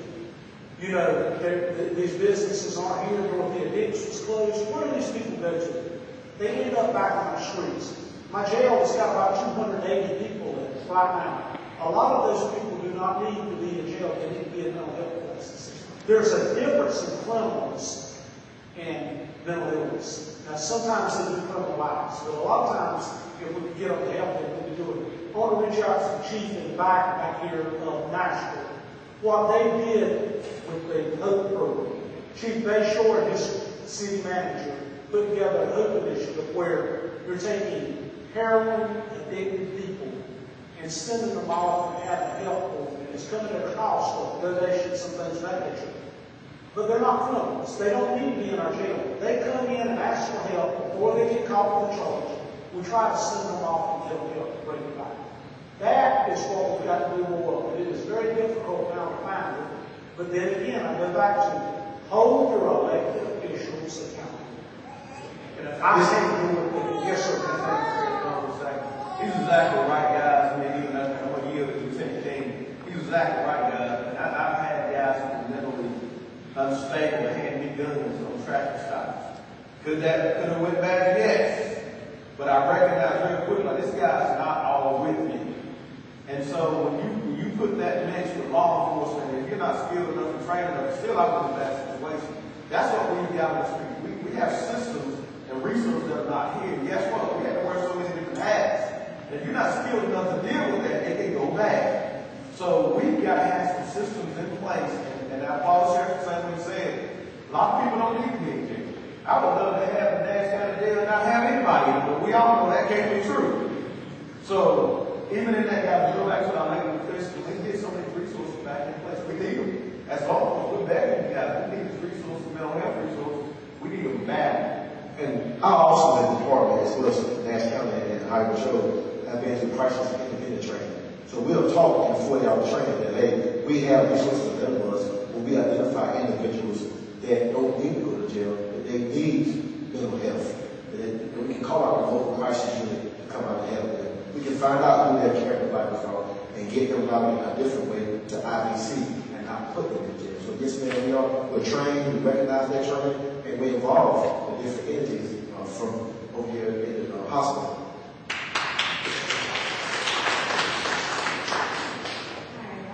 My question is, I'm looking around at the NPCs again, to go back to that. How is the information put out to let the neighborhoods know about this form? The only reason I found out is I wasn't watching the paper, so I know about it. If you're not reading the paper, if you don't have you guys like on Facebook or whatever, how will the other communities know about the forum? The communities, the other churches that are not affiliated with people who are a part of the statement departments and whatever. I'm afraid, sure. There were mass emails sent out to every single church I could find. We did the whole week. We had information broadcast on 3 different radio stations that were local, 16 times per day on multiple radio stations. There was the information that was placed on our Facebook page, and there was a mass email sent out to all of the radio stations, TV stations, everything that's around. So I mean, we put out as much as we could. I just don't know why people didn't respond. I don't know. Let me tag you a minute on that. One reason is, unless you're in a crisis, a lot of people don't know. And I'm saying this is a proactive ministry. The next thing is reach out to your friends and tell them to follow us on Facebook, follow us on Twitter. A lot of times, even my office says, social media, everything goes on social media. You want transparency. Follow us on Facebook, follow us on Instagram. We put the good and bad, the ugly, we put it all out there. And we encourage this type of stuff so that you do that. But you know, they say, well, we don't have a computer. If you're under 30 years old, I bet you got a cell phone. And on these cell phones, you can follow us every minute. What's going on in the community? Now, a lot of times we'll have a drug arrest or something. They'll say, I saw officers with a gun out of an unmarked car. If you'll follow that, you'll see the type of things that are going on. Yes, ma'am. I've worked for years in mental health, and I had to retire from this facility shortly after the mental health system was decimated. I worked at Coastal, I worked at Hitchcock National Health. And once I realized I got out just in time. But I see so many of my clinical patients. I work mainly in substance abuse, but a lot of substance abuse have underlying psychiatric problems. And I see them go to the gas station, to the store, they're there. I ask, how you doing? Terry, I can't get help anymore. I can't get my medicine. And I applaud you. I'm married to a retired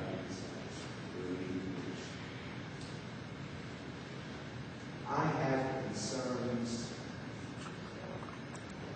I have 4 biracial children. And I worry if you can walk out. I don't worry so much. I mean, you hear these national things happen with the police. Like yesterday, the man that was trying, the mental health person that was trying to help get the autistic man on the ground. He laid down with his hands in what kind of prayer? And he was saying, sir, I mean, it wasn't being disrespectful. Sir, why did you shoot me? And he was, I don't know. That's where we go back to training. Thank you for that. That's 100% education, training, and hiring officers that are capable of doing that. I like this lady said, I wish every seat in this full, especially with young people. 3 sons that you need to be. They aren't in any kind of trouble, but they have distrust. It's even I'm not anti-police. So many people are anti-police right now because of other things. We have to admit there is, in every profession, you're going to find a small percentage of people that are doing wrong. But the majority of police, they're out there putting their lives on the line for us. But there are bad apples. You can't deny it. And thank God that it's here, and I wish you had experience often. I don't watch a lot of TV. I didn't see it. I listen to Sirius radio. I just happen to. There's a group I look at on a daily and I saw it last night. Thank you for attending. Thank you. Just for a moment, we're going to pause. Just a mental health piece coming up, and Chief Deputy McGee is going to talk about that. Good afternoon, everyone. As law enforcement, we always try to be proactive and address issues and try to get ahead of the curve. Recently, our commissioners approved some additional funding for the detention facility, where we will have a program that's still in development. It'll get rolled out here pretty soon, where we will be screening our inmates on a mental health level, where we will be able to have a physician, if I'm not mistaken, will be able to do a quick intake of the inmates that are either showing signs needing mental health assistance or just based on the behavior they have during the intake process. We'll be able to outsource them to get the type of mental health. So we are taking a proactive response to the increasing mental health aspect of the sheriff's office that we see, when we have people come in. So I just want to make everybody aware that the commissioners were kind enough to allocate the funding, and we're partnering up with the Nash County Health Department, where we will have an individual be able to provide screening, and provide medication, and provide the resources once they leave our facility so they can continue to serve. Thank you. And one piece, just to keep in mind when you're asking your question, we were talking earlier a lot about these different issues. And as soon as you get a lot of reform, a lot of times we put responsibilities on different individuals that's not their responsibility. And that is at the essence of a lot of this. When we're talking about collaboration, after whether it's urban community, people run to have a nonviolent rally and a rally of some sort, and work on collaboration. But we are the people who are responsible for that collaboration. They're being paid to do a job. So when you ask the question, it made me think about something I want everybody to think about. One of my favorite speeches was from Abraham Lincoln, Secretary of State. And in the speech, he made the point when they were discussing the slavery issue, one of the brilliant statements I think ever made. And he said, in every situation he learned by his experience that in all parts, it's you'll find vice and virtue, selfishness and patriotism, and that we differ less in our motives than we do in the policy that we pursue. And the point that he was making is that this situation often pushes us to extreme side. Whether it's the gun debates, whether it's politics, no matter whatever it is, people run to extreme side. We allow that, then we run to the extreme side, and then we scream for collaboration. It's a fool's errand.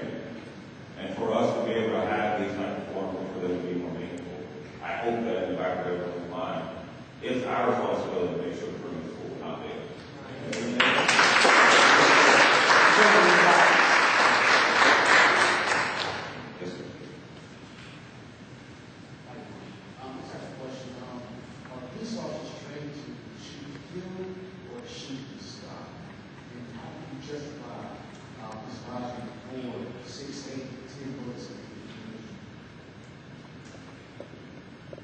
I'll start off there. They're taught to shoot cinemax to stop the threat. If it's bad enough that you've got to shoot somebody, then you've got to stop the threat immediately. Remember, I teach problems classes You don't shoot at a small target because you miss. And time is of the essence of the action. You've got to shoot some match so you can stop the threat. Now, obviously, what this goes back to is you'll see a person shot several times. Let me get you in a chaotic situation, give you a weapon, and if somebody is a threat, you shoot at you or whatever, and you're shooting, you're stopping the threat. You become tunnel vision. It's not a very calm moment. And the person has to recognize defensive tactics, and I've been a boxer, martial arts, stuff like that. In chaos, you always have tunnel vision and also the threat of survival. So when this threat of death is coming, you've got to stop the threat. You can't just turn it on and turn it off. And they said, well, he shot 7 or 8 times. A lot of these officers never know how many times they've shot. I've been in shooting situations. I don't know how many times they've shot. I go back later and count the bullets to make sure. But they're taught to shoot center mass and stop the threat. But as law enforcement, what we're also taught is the minute that we can secure that scene, we render aid. You know, we'll try to say that. We'll try to render aid. Nobody in law enforcement that I know wants to kill anybody. That's something you don't want to live with. My brother was a 23-year-old drug officer that ended up shooting and killing somebody. I used to live with that every day. I've had cohorts on patrol and being pretty sick. The longevity of a law enforcement officer after a shooting or something of this traumatic, it tolls to the body. So, you don't want to do that. But you try to stop the threat, and that's shooting some ass. And not always, but, in a stressful situation, you can't aim a hand, you can't aim a hood, and you don't use a gun unless it's a deadly situation. Thank you. Thank you. Before Lieutenant King start, and add to that question, we got guys that go out on target and shoot qualified 100. They don't miss. But you put stress to it, they don't get anything. Right. So you add stress to the situation. At the end of the day, we're still human. When you add stress to the scenario, it's a whole different animal. And I do understand where we come from when we talk about the excessive shootings and excessive books. We get there, we understand. That's where we're regrouping and we try to figure out what happened. You know what Sheriff Stone said, man, when you lock down the tunnel vision, and that's what another officer, I've seen officers who've done new training to get a 40 gun down. Just pull it down because the guy's locked on. Ex-Marine, ex-Army guys, another thing we got tagged too. A lot of guys can't be ex-Marines, ex-military, ex-Army guys, and we deal with these guys coming back from Iraq. These guys are highly skilled, so that's another entity that we deal with in law enforcement. These guys are more trained than we are, and they don't get the proper help that they need. We're dealing with a totally different animal. But I think that was an excellent question. That's something that we work on all the time. We have excessive force in every department. Why do you pull the trigger on the tape for too long? Why do you pull shoot this at a time? So we do police out. Thank you. To echo, please, the question that you asked, I'm glad you asked it, is more of a misconception question. What I mean by that is we have programs like the Police Academy where we invite citizens into the police department and we show them how officers train. They get an opportunity to go to the farms and get taught by a farm patrol. So again, like the sheriff said, we're taught to shoot center mass. Not shoot to kill, not shoot to wound. But until you guys and they turn into our department, when we invite you to the Police Academy, you only see what you see on TV. Come in and let us show you how we train. It's not just how we train. We want you to understand how we train. So that way when you see things in the community and the public, and you see the officer not doing it right, you want to report that. But until you get educated by the Sheriff's Department, Police Department, Highway Patrol, how protocols and procedures are, then you won't have no perception. Or you may get some wrong information. But thank you for asking. So thank you. Clean it up. If you shoot center mass, what vital organ is center mass? Another way your vital organ. So we do got to understand. It goes back to something days. Man, get still, don't move, stop. Don't yield, stop. When they tell you put your hands where you see them, put your hands where you see them. When they tell you stop, don't keep doing it. Thank you. Hi, I just had a quick question about, we know that obviously this whole thing came about because of the shootings that happened, black men being killed, retaliation against police officers. You talked about how you do training, I guess the training starts from the bottom up in university. How are you addressing the issue now with the racial divide? Are you doing more trainings? Are you changing up how you do the trainings. I see all these things on social media from friends, and I know it's something that being a white woman in America, I'm not going to have to probably deal with. But when I have friends who, are vocalizing it on Facebook, the whole that they're saying, driving whilst black, walking whilst black, all that kind of stuff. Are you expanding your trainings? How are you actually addressing that? Because obviously you've had trainings this whole time, but there are a lot of people that are saying that whatever's been done in your end isn't working. Now obviously this isn't all of you guys, obviously we're seeing some very bad apples from TV, we're seeing it obviously portrayed in a very ugly way, but are you guys addressing it by adjusting your trainings, by having more trainings? What is being done on the police end? That's a good question. You want to start, Sheriff Nolan? We have some stats here that we're going to go over real quick about what's going on in America, about the misconception of driving while black driving. We have stopped forms we fill out in contact forms in our office and every other office. And what we found to be, and these studies are on law enforcement agencies, and what we found to be is no validity to it. Lieutenant, if you will, go through these stats so that you can elaborate on something. As I look at the stats, I'm going to ask my Chief Bishop to look on towards the front too, because this is a good time to talk about the internal affairs that the law enforcement community has in each individual department. But some of the facts that as of July 9, 2016, there have been 440 police shootings. 54% involved white Americans, 28% involved African Americans. Last year, out of the 987 fatal police shootings, white Americans were 50%, African Americans 26%. The majority of the encounters suspects were armed and threatening law enforcement. African Americans constitute 13% of the United States of America's population and are involved between 75 and 80% of all shooting defendants, 62 to 70% of all robbery defendants, 57 to 80% of all murder defendants. That's 8 times the rate of other races. 45% of all assault defendants. And the majority, black males between the age of 14 and 17, and gun homicides at nearly 10 times the rate of white Hispanic male teens combined. In 2015, the police fatally shot 36 unarmed black males and 31 unarmed white males. And then they talk about, just to give you some context of what we deal with every day. In a general year, we answer have 54 million interactions with citizens.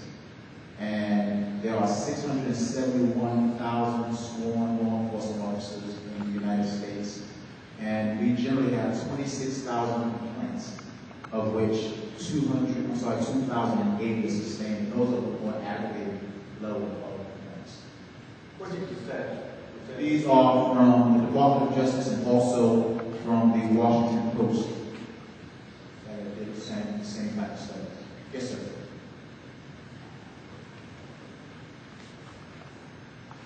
I'm not as fast as John. Okay. So this here was stats. I'm president. I believe it's individual. So do you all see those stats and you have to approach a certain type of person being cautious or not as defensive as another type? Okay, sure. And I can speak for a lot of guys. I mean, you asked a great question. You stereotype criminal element. And when I'm sitting here thinking about my white brothers in the western part of North Carolina, man, they knew I was coming here today. And they said, man, out here we're dealing with trade parks. But down here they deal with the projects, low income housing. So when I talk to my white brothers out west, in the western part of the state, they say, hey man, we're battling meth and trailer parks out this way. So all they deal with is the white population, and it's tough for them. You move further down the eastern road, we're talking about out of state. You move further east, and depending on what communities you work in, you may tend to stop more of a certain race because of where you're working at that particular time. I got brothers and sisters down around Shell and Gastonia. And they never stop a black person. That criminal element stopping citizens. I mean, it's tough. So I don't think, to fully answer your question, everybody's got some biases. And I would be lying to you today if I was sitting here and say to you that the officer may not be practicing some sort.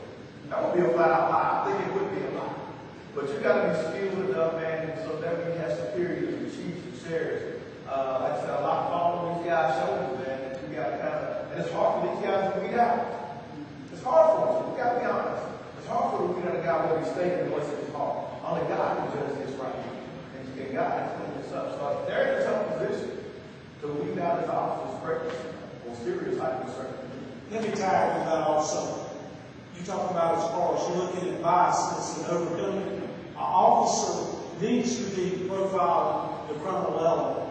If an officer has his bias, and I'm only going to worry about the black American. I'm not going to worry about the white female when I'm walking up to the car. We've got the jail right now with people in there that are white young females that are just as deadly as anybody else out there. As you see the walk next to you, this guy is an overweight white guy that's driving a Mustang who speaks very feminist. And if you would hear his interviews and stuff, it would make the threat level go down. He won't aggressive, he won't loud. We've got Trooper Blanton that was killed in the western part of the state, and we've not shown that today. He's a Cherokee Indian, one of the only ones in the highway patrol. He's killed by an Asian. And if you were to look at the Asian guy and say, the guy's not violent, he's quiet, he's easygoing, but he goes from a tone of talking to death and murder within about 30 seconds. And I guarantee if I'd showed it in here, you'd have had nightmares of it, shocking comments. So to answer that question, no, the law enforcement officer needs to back that way because we can't react until we see action, and then it might be too late. But you cannot, under those circumstances. I work criminal interdiction, I make criminal interdiction cases now, and I tell you, I don't care what they are. I'm looking at the actions of them. And then when we do stop a black American, and he starts all this with his racist and all this, I'm senior enough and seen enough in my time before we do it. That's not what it is. You're hiding something. And I can move beyond that. Or the female, well, I'm scared, I don't like being out here in the middle of the night. You got me on I-95 asking me out this question? No, I got you out there because you're coming away. And then you go back and find out the traffic kilos to bring it in here. You're doing 5 or 6 things. The law enforcement, that's why it's so paramount, is these supervisors to be able to be through that and see it.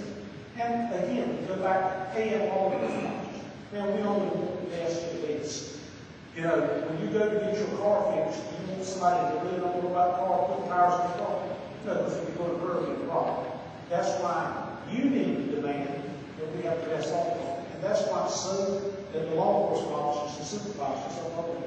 And internal affairs, we can speak about internal affairs. Chief Angel. If you can elaborate on what internal affairs is and how it's inclusive, you can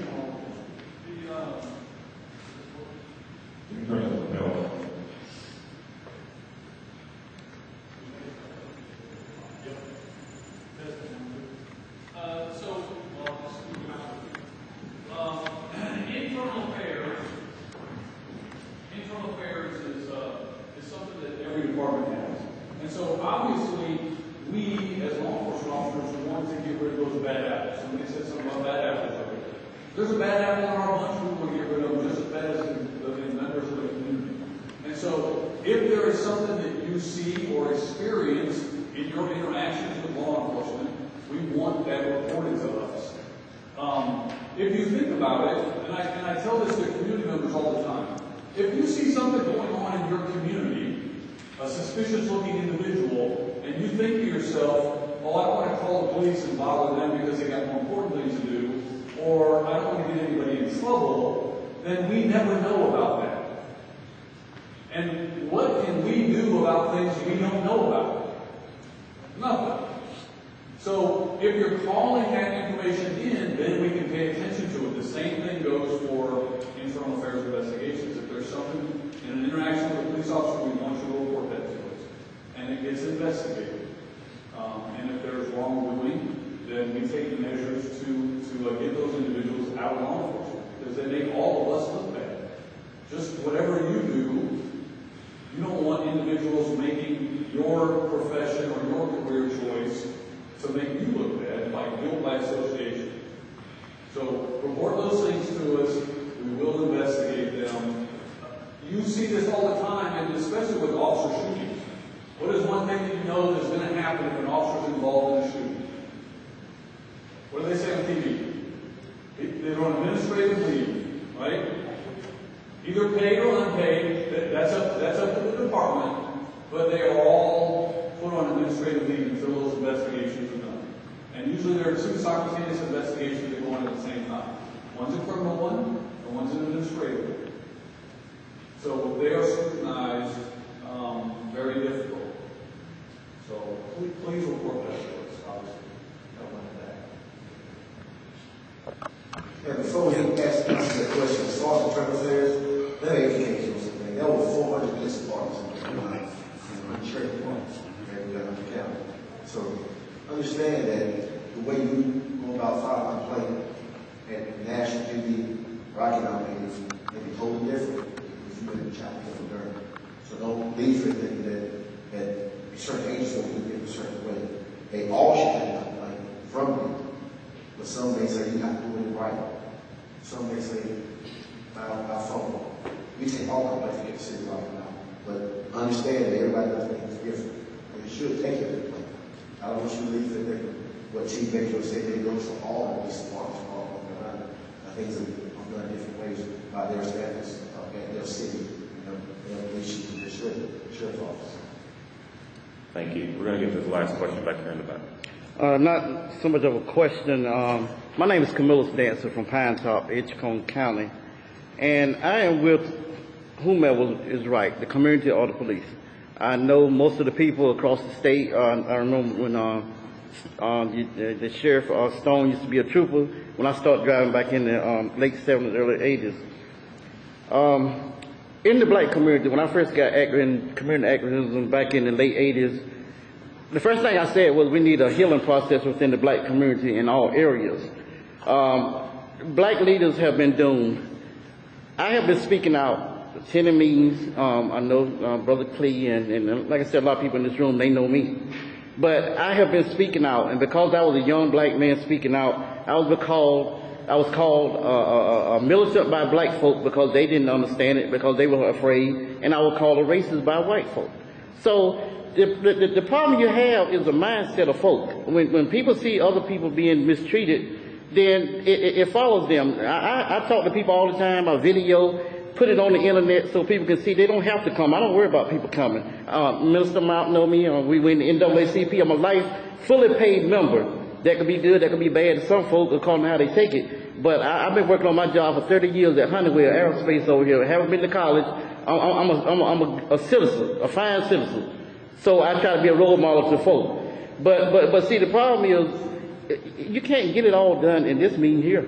Everybody got to have meetings. It should be more meetings going on all the time. You can't say where they're at today. I got other places I could be today. Matter of fact, I got a call yesterday from Greenville looking for the NAACP president down there because they got something going on. They invited me to come there, so you got to pick and choose where you go. But I get so tired of people talking about what the black community is doing. I've been doing this. Other black leaders have been doing this. I know what Brother Clee and the minister they're doing over here in Rocky Mountain at Thorn Chapel. We got to stop singling out folk. Like I was in the forum last Sunday, coming back from Rocky Mountain, rained so hard, people pulling beside the road. I was trying to get to the meeting. I am active. I'm going to put it on the internet. I'm going to put this on the internet so people that won't hear, they can see it. That's what I do. We all got a role to play. You do your part, and everything will fall in place. But do not say we are not doing anything in our community because we are doing it. Just because it's not on the news, it's being done. And I can't save everybody, but if I save one, that's all I'm concerned with. Thank you.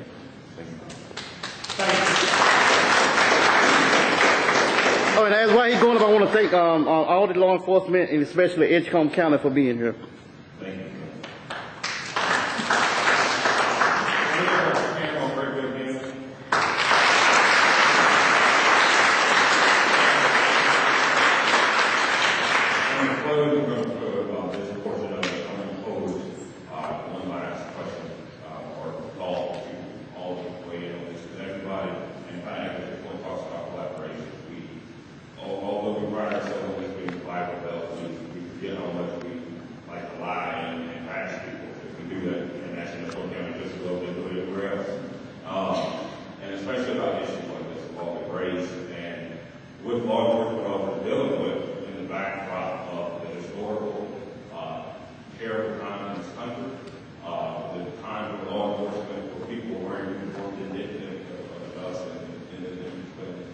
same time, we're still dealing with a lot of violence in certain communities. My brother was shot down in front of my parents' house by somebody who looked like me. And we're not worried about it. And so, as we try to deal with the ills of society from your particular perspective, the collaboration piece, and the backdrop of the community that likes, social media allows us to be able to get a lot of cowards to get behind the screen and say something that never say people's face. And unfortunately, we allow those people to then blow these things off, and we don't find solutions, we find reason for people mad at each other. And so, from your perspective, specifically on the larger community representing as a pastor, what does collaboration look like pertaining to this particular issue to you? What is it that they can take here and lead? And is it one thing that they could go and do or go think about that you'd like to see talk about? Communication. Communicating with one another, understanding one another, and hearing both sides. Today, we're going to agree to disagree. We're going to have a dialogue. Some of you who leave today said, you know what? I have a different perspective of what goes on. And some of you may leave here and say, okay, I learned something, but I still don't like it. But we agree to disagree.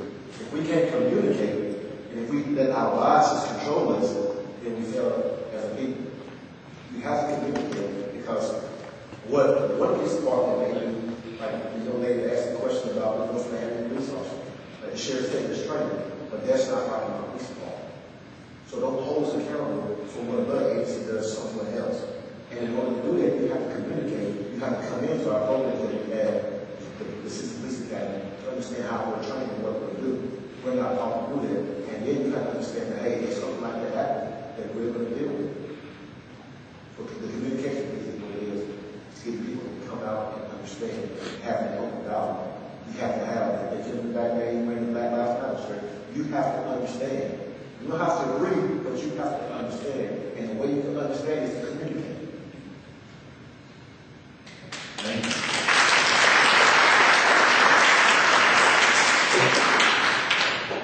This is Black Lives Matter straight. He said it best. I can go 30 minutes on that, both sides. Two statements. If you're going to make a difference, you've got to make it deposit. You can't give me lip service if you don't have your boots on the ground.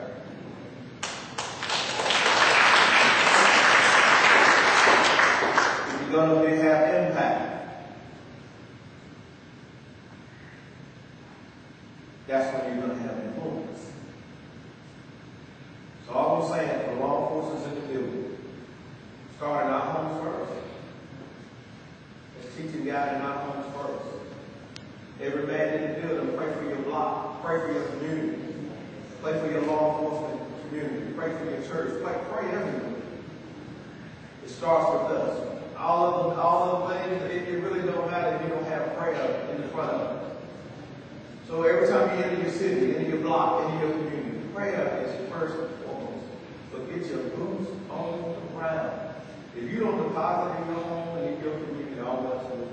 And I thank you guys for your time. Thank you.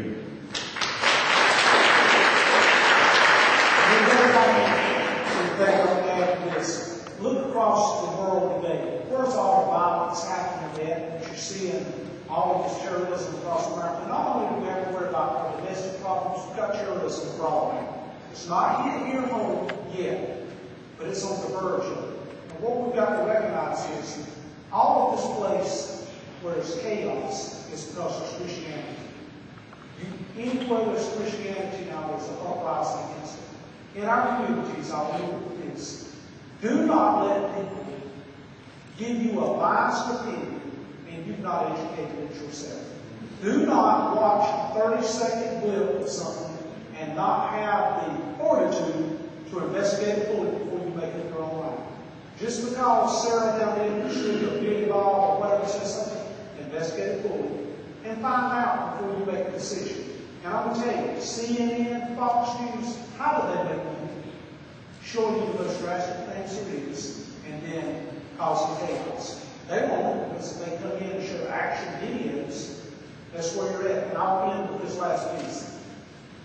We did not even in World War II, with Japanese warriors and things of that nature, video the dead combatants against us. Where in America have we got to to videoing a citizen that is shot. Where's the dignity? Nor the next thing of a law enforcement officer where his children see him laying on the ground in a pool of blood and they're not even notified yet. You know, as citizens, we've got to stand up and say, we don't want this, we're not going to tolerate that, we're a community. And that's where it comes back to. But as these two echo, it's communication and it's care about your community. And holding your elected officials accountable.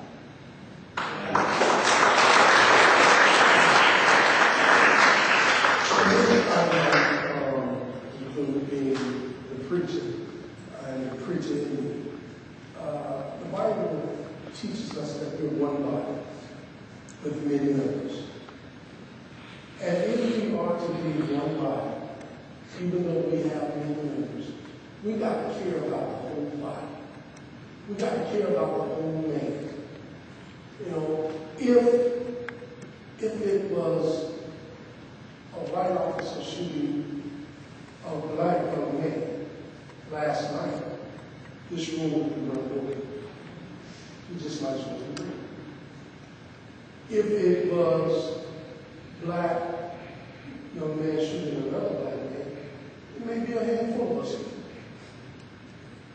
I gotta learn to care about life, no matter whose life it is.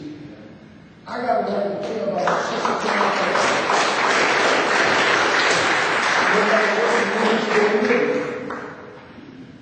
No matter what side of the tracks they were born on, I gotta learn to care about everybody. You know, and we gotta stop this division, and we gotta stop feeding what saves. You know, because this will bring more people to our area. So let's focus on this. Let's put this in the media. Let's put this on the news. Well, this is not so big, but so we won't mention this. Life is life. And we all want to live, I'm sure. And at the end of the day, we all want to be able to go home and to be with our families and to love our families. To love our babies and have our babies love us. And the only way to do that is we got to continue to encourage everyone we know to come to forums like this so that we can have these dialogues, so we can have these conversations. And everybody can know where everybody stands. I'm a firm believer, if you got something to deal with, put it on the table, and then let's deal with it. Because that's the only way it's going to work. That's the only way it's going to work. And care about somebody other than yourself.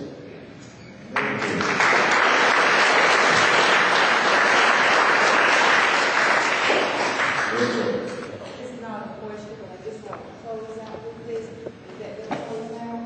But first of all, I just want to thank God for all. Yes.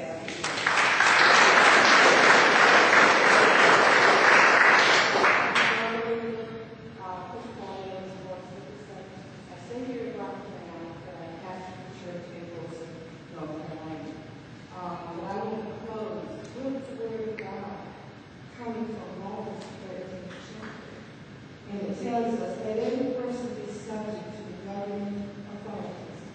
As you all. It says, but there is no authority except from God, and those that exist have been instituted by God.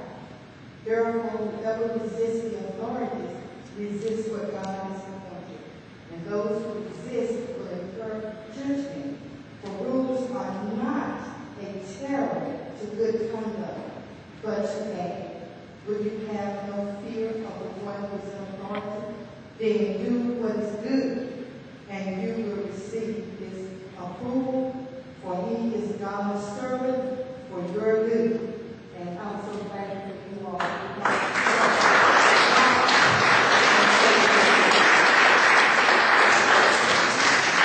I'm sorry, I know most people have something to say, but we'll be here all day. I do want to thank Commissioner Outlaw for being there to represent our local government and give them a hand. Thank you. Also, for my witness in the back, thank you. Oh,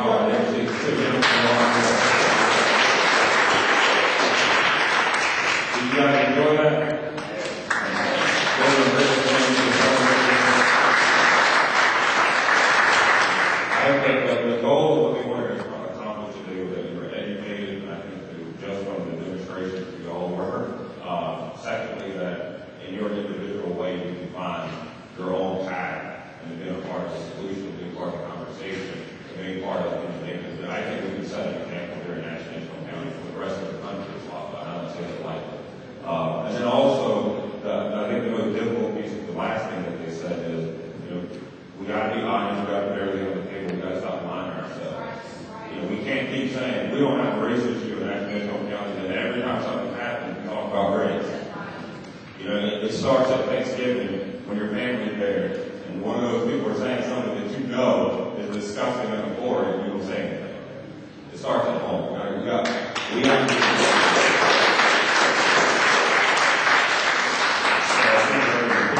close out. Oh, sorry. First grade going to close out. Thank you. If we could all stand, and if you don't mind, if you would just indulge the old preacher, let's come together all across the room.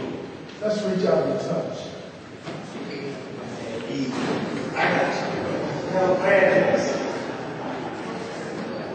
Also, before we go, I do want to let everybody know that there are some snacks and some drinks in the back, and so they're there for anyone who desires. That's all about you. Lord, folks are in the back, if you can come around. Come on up.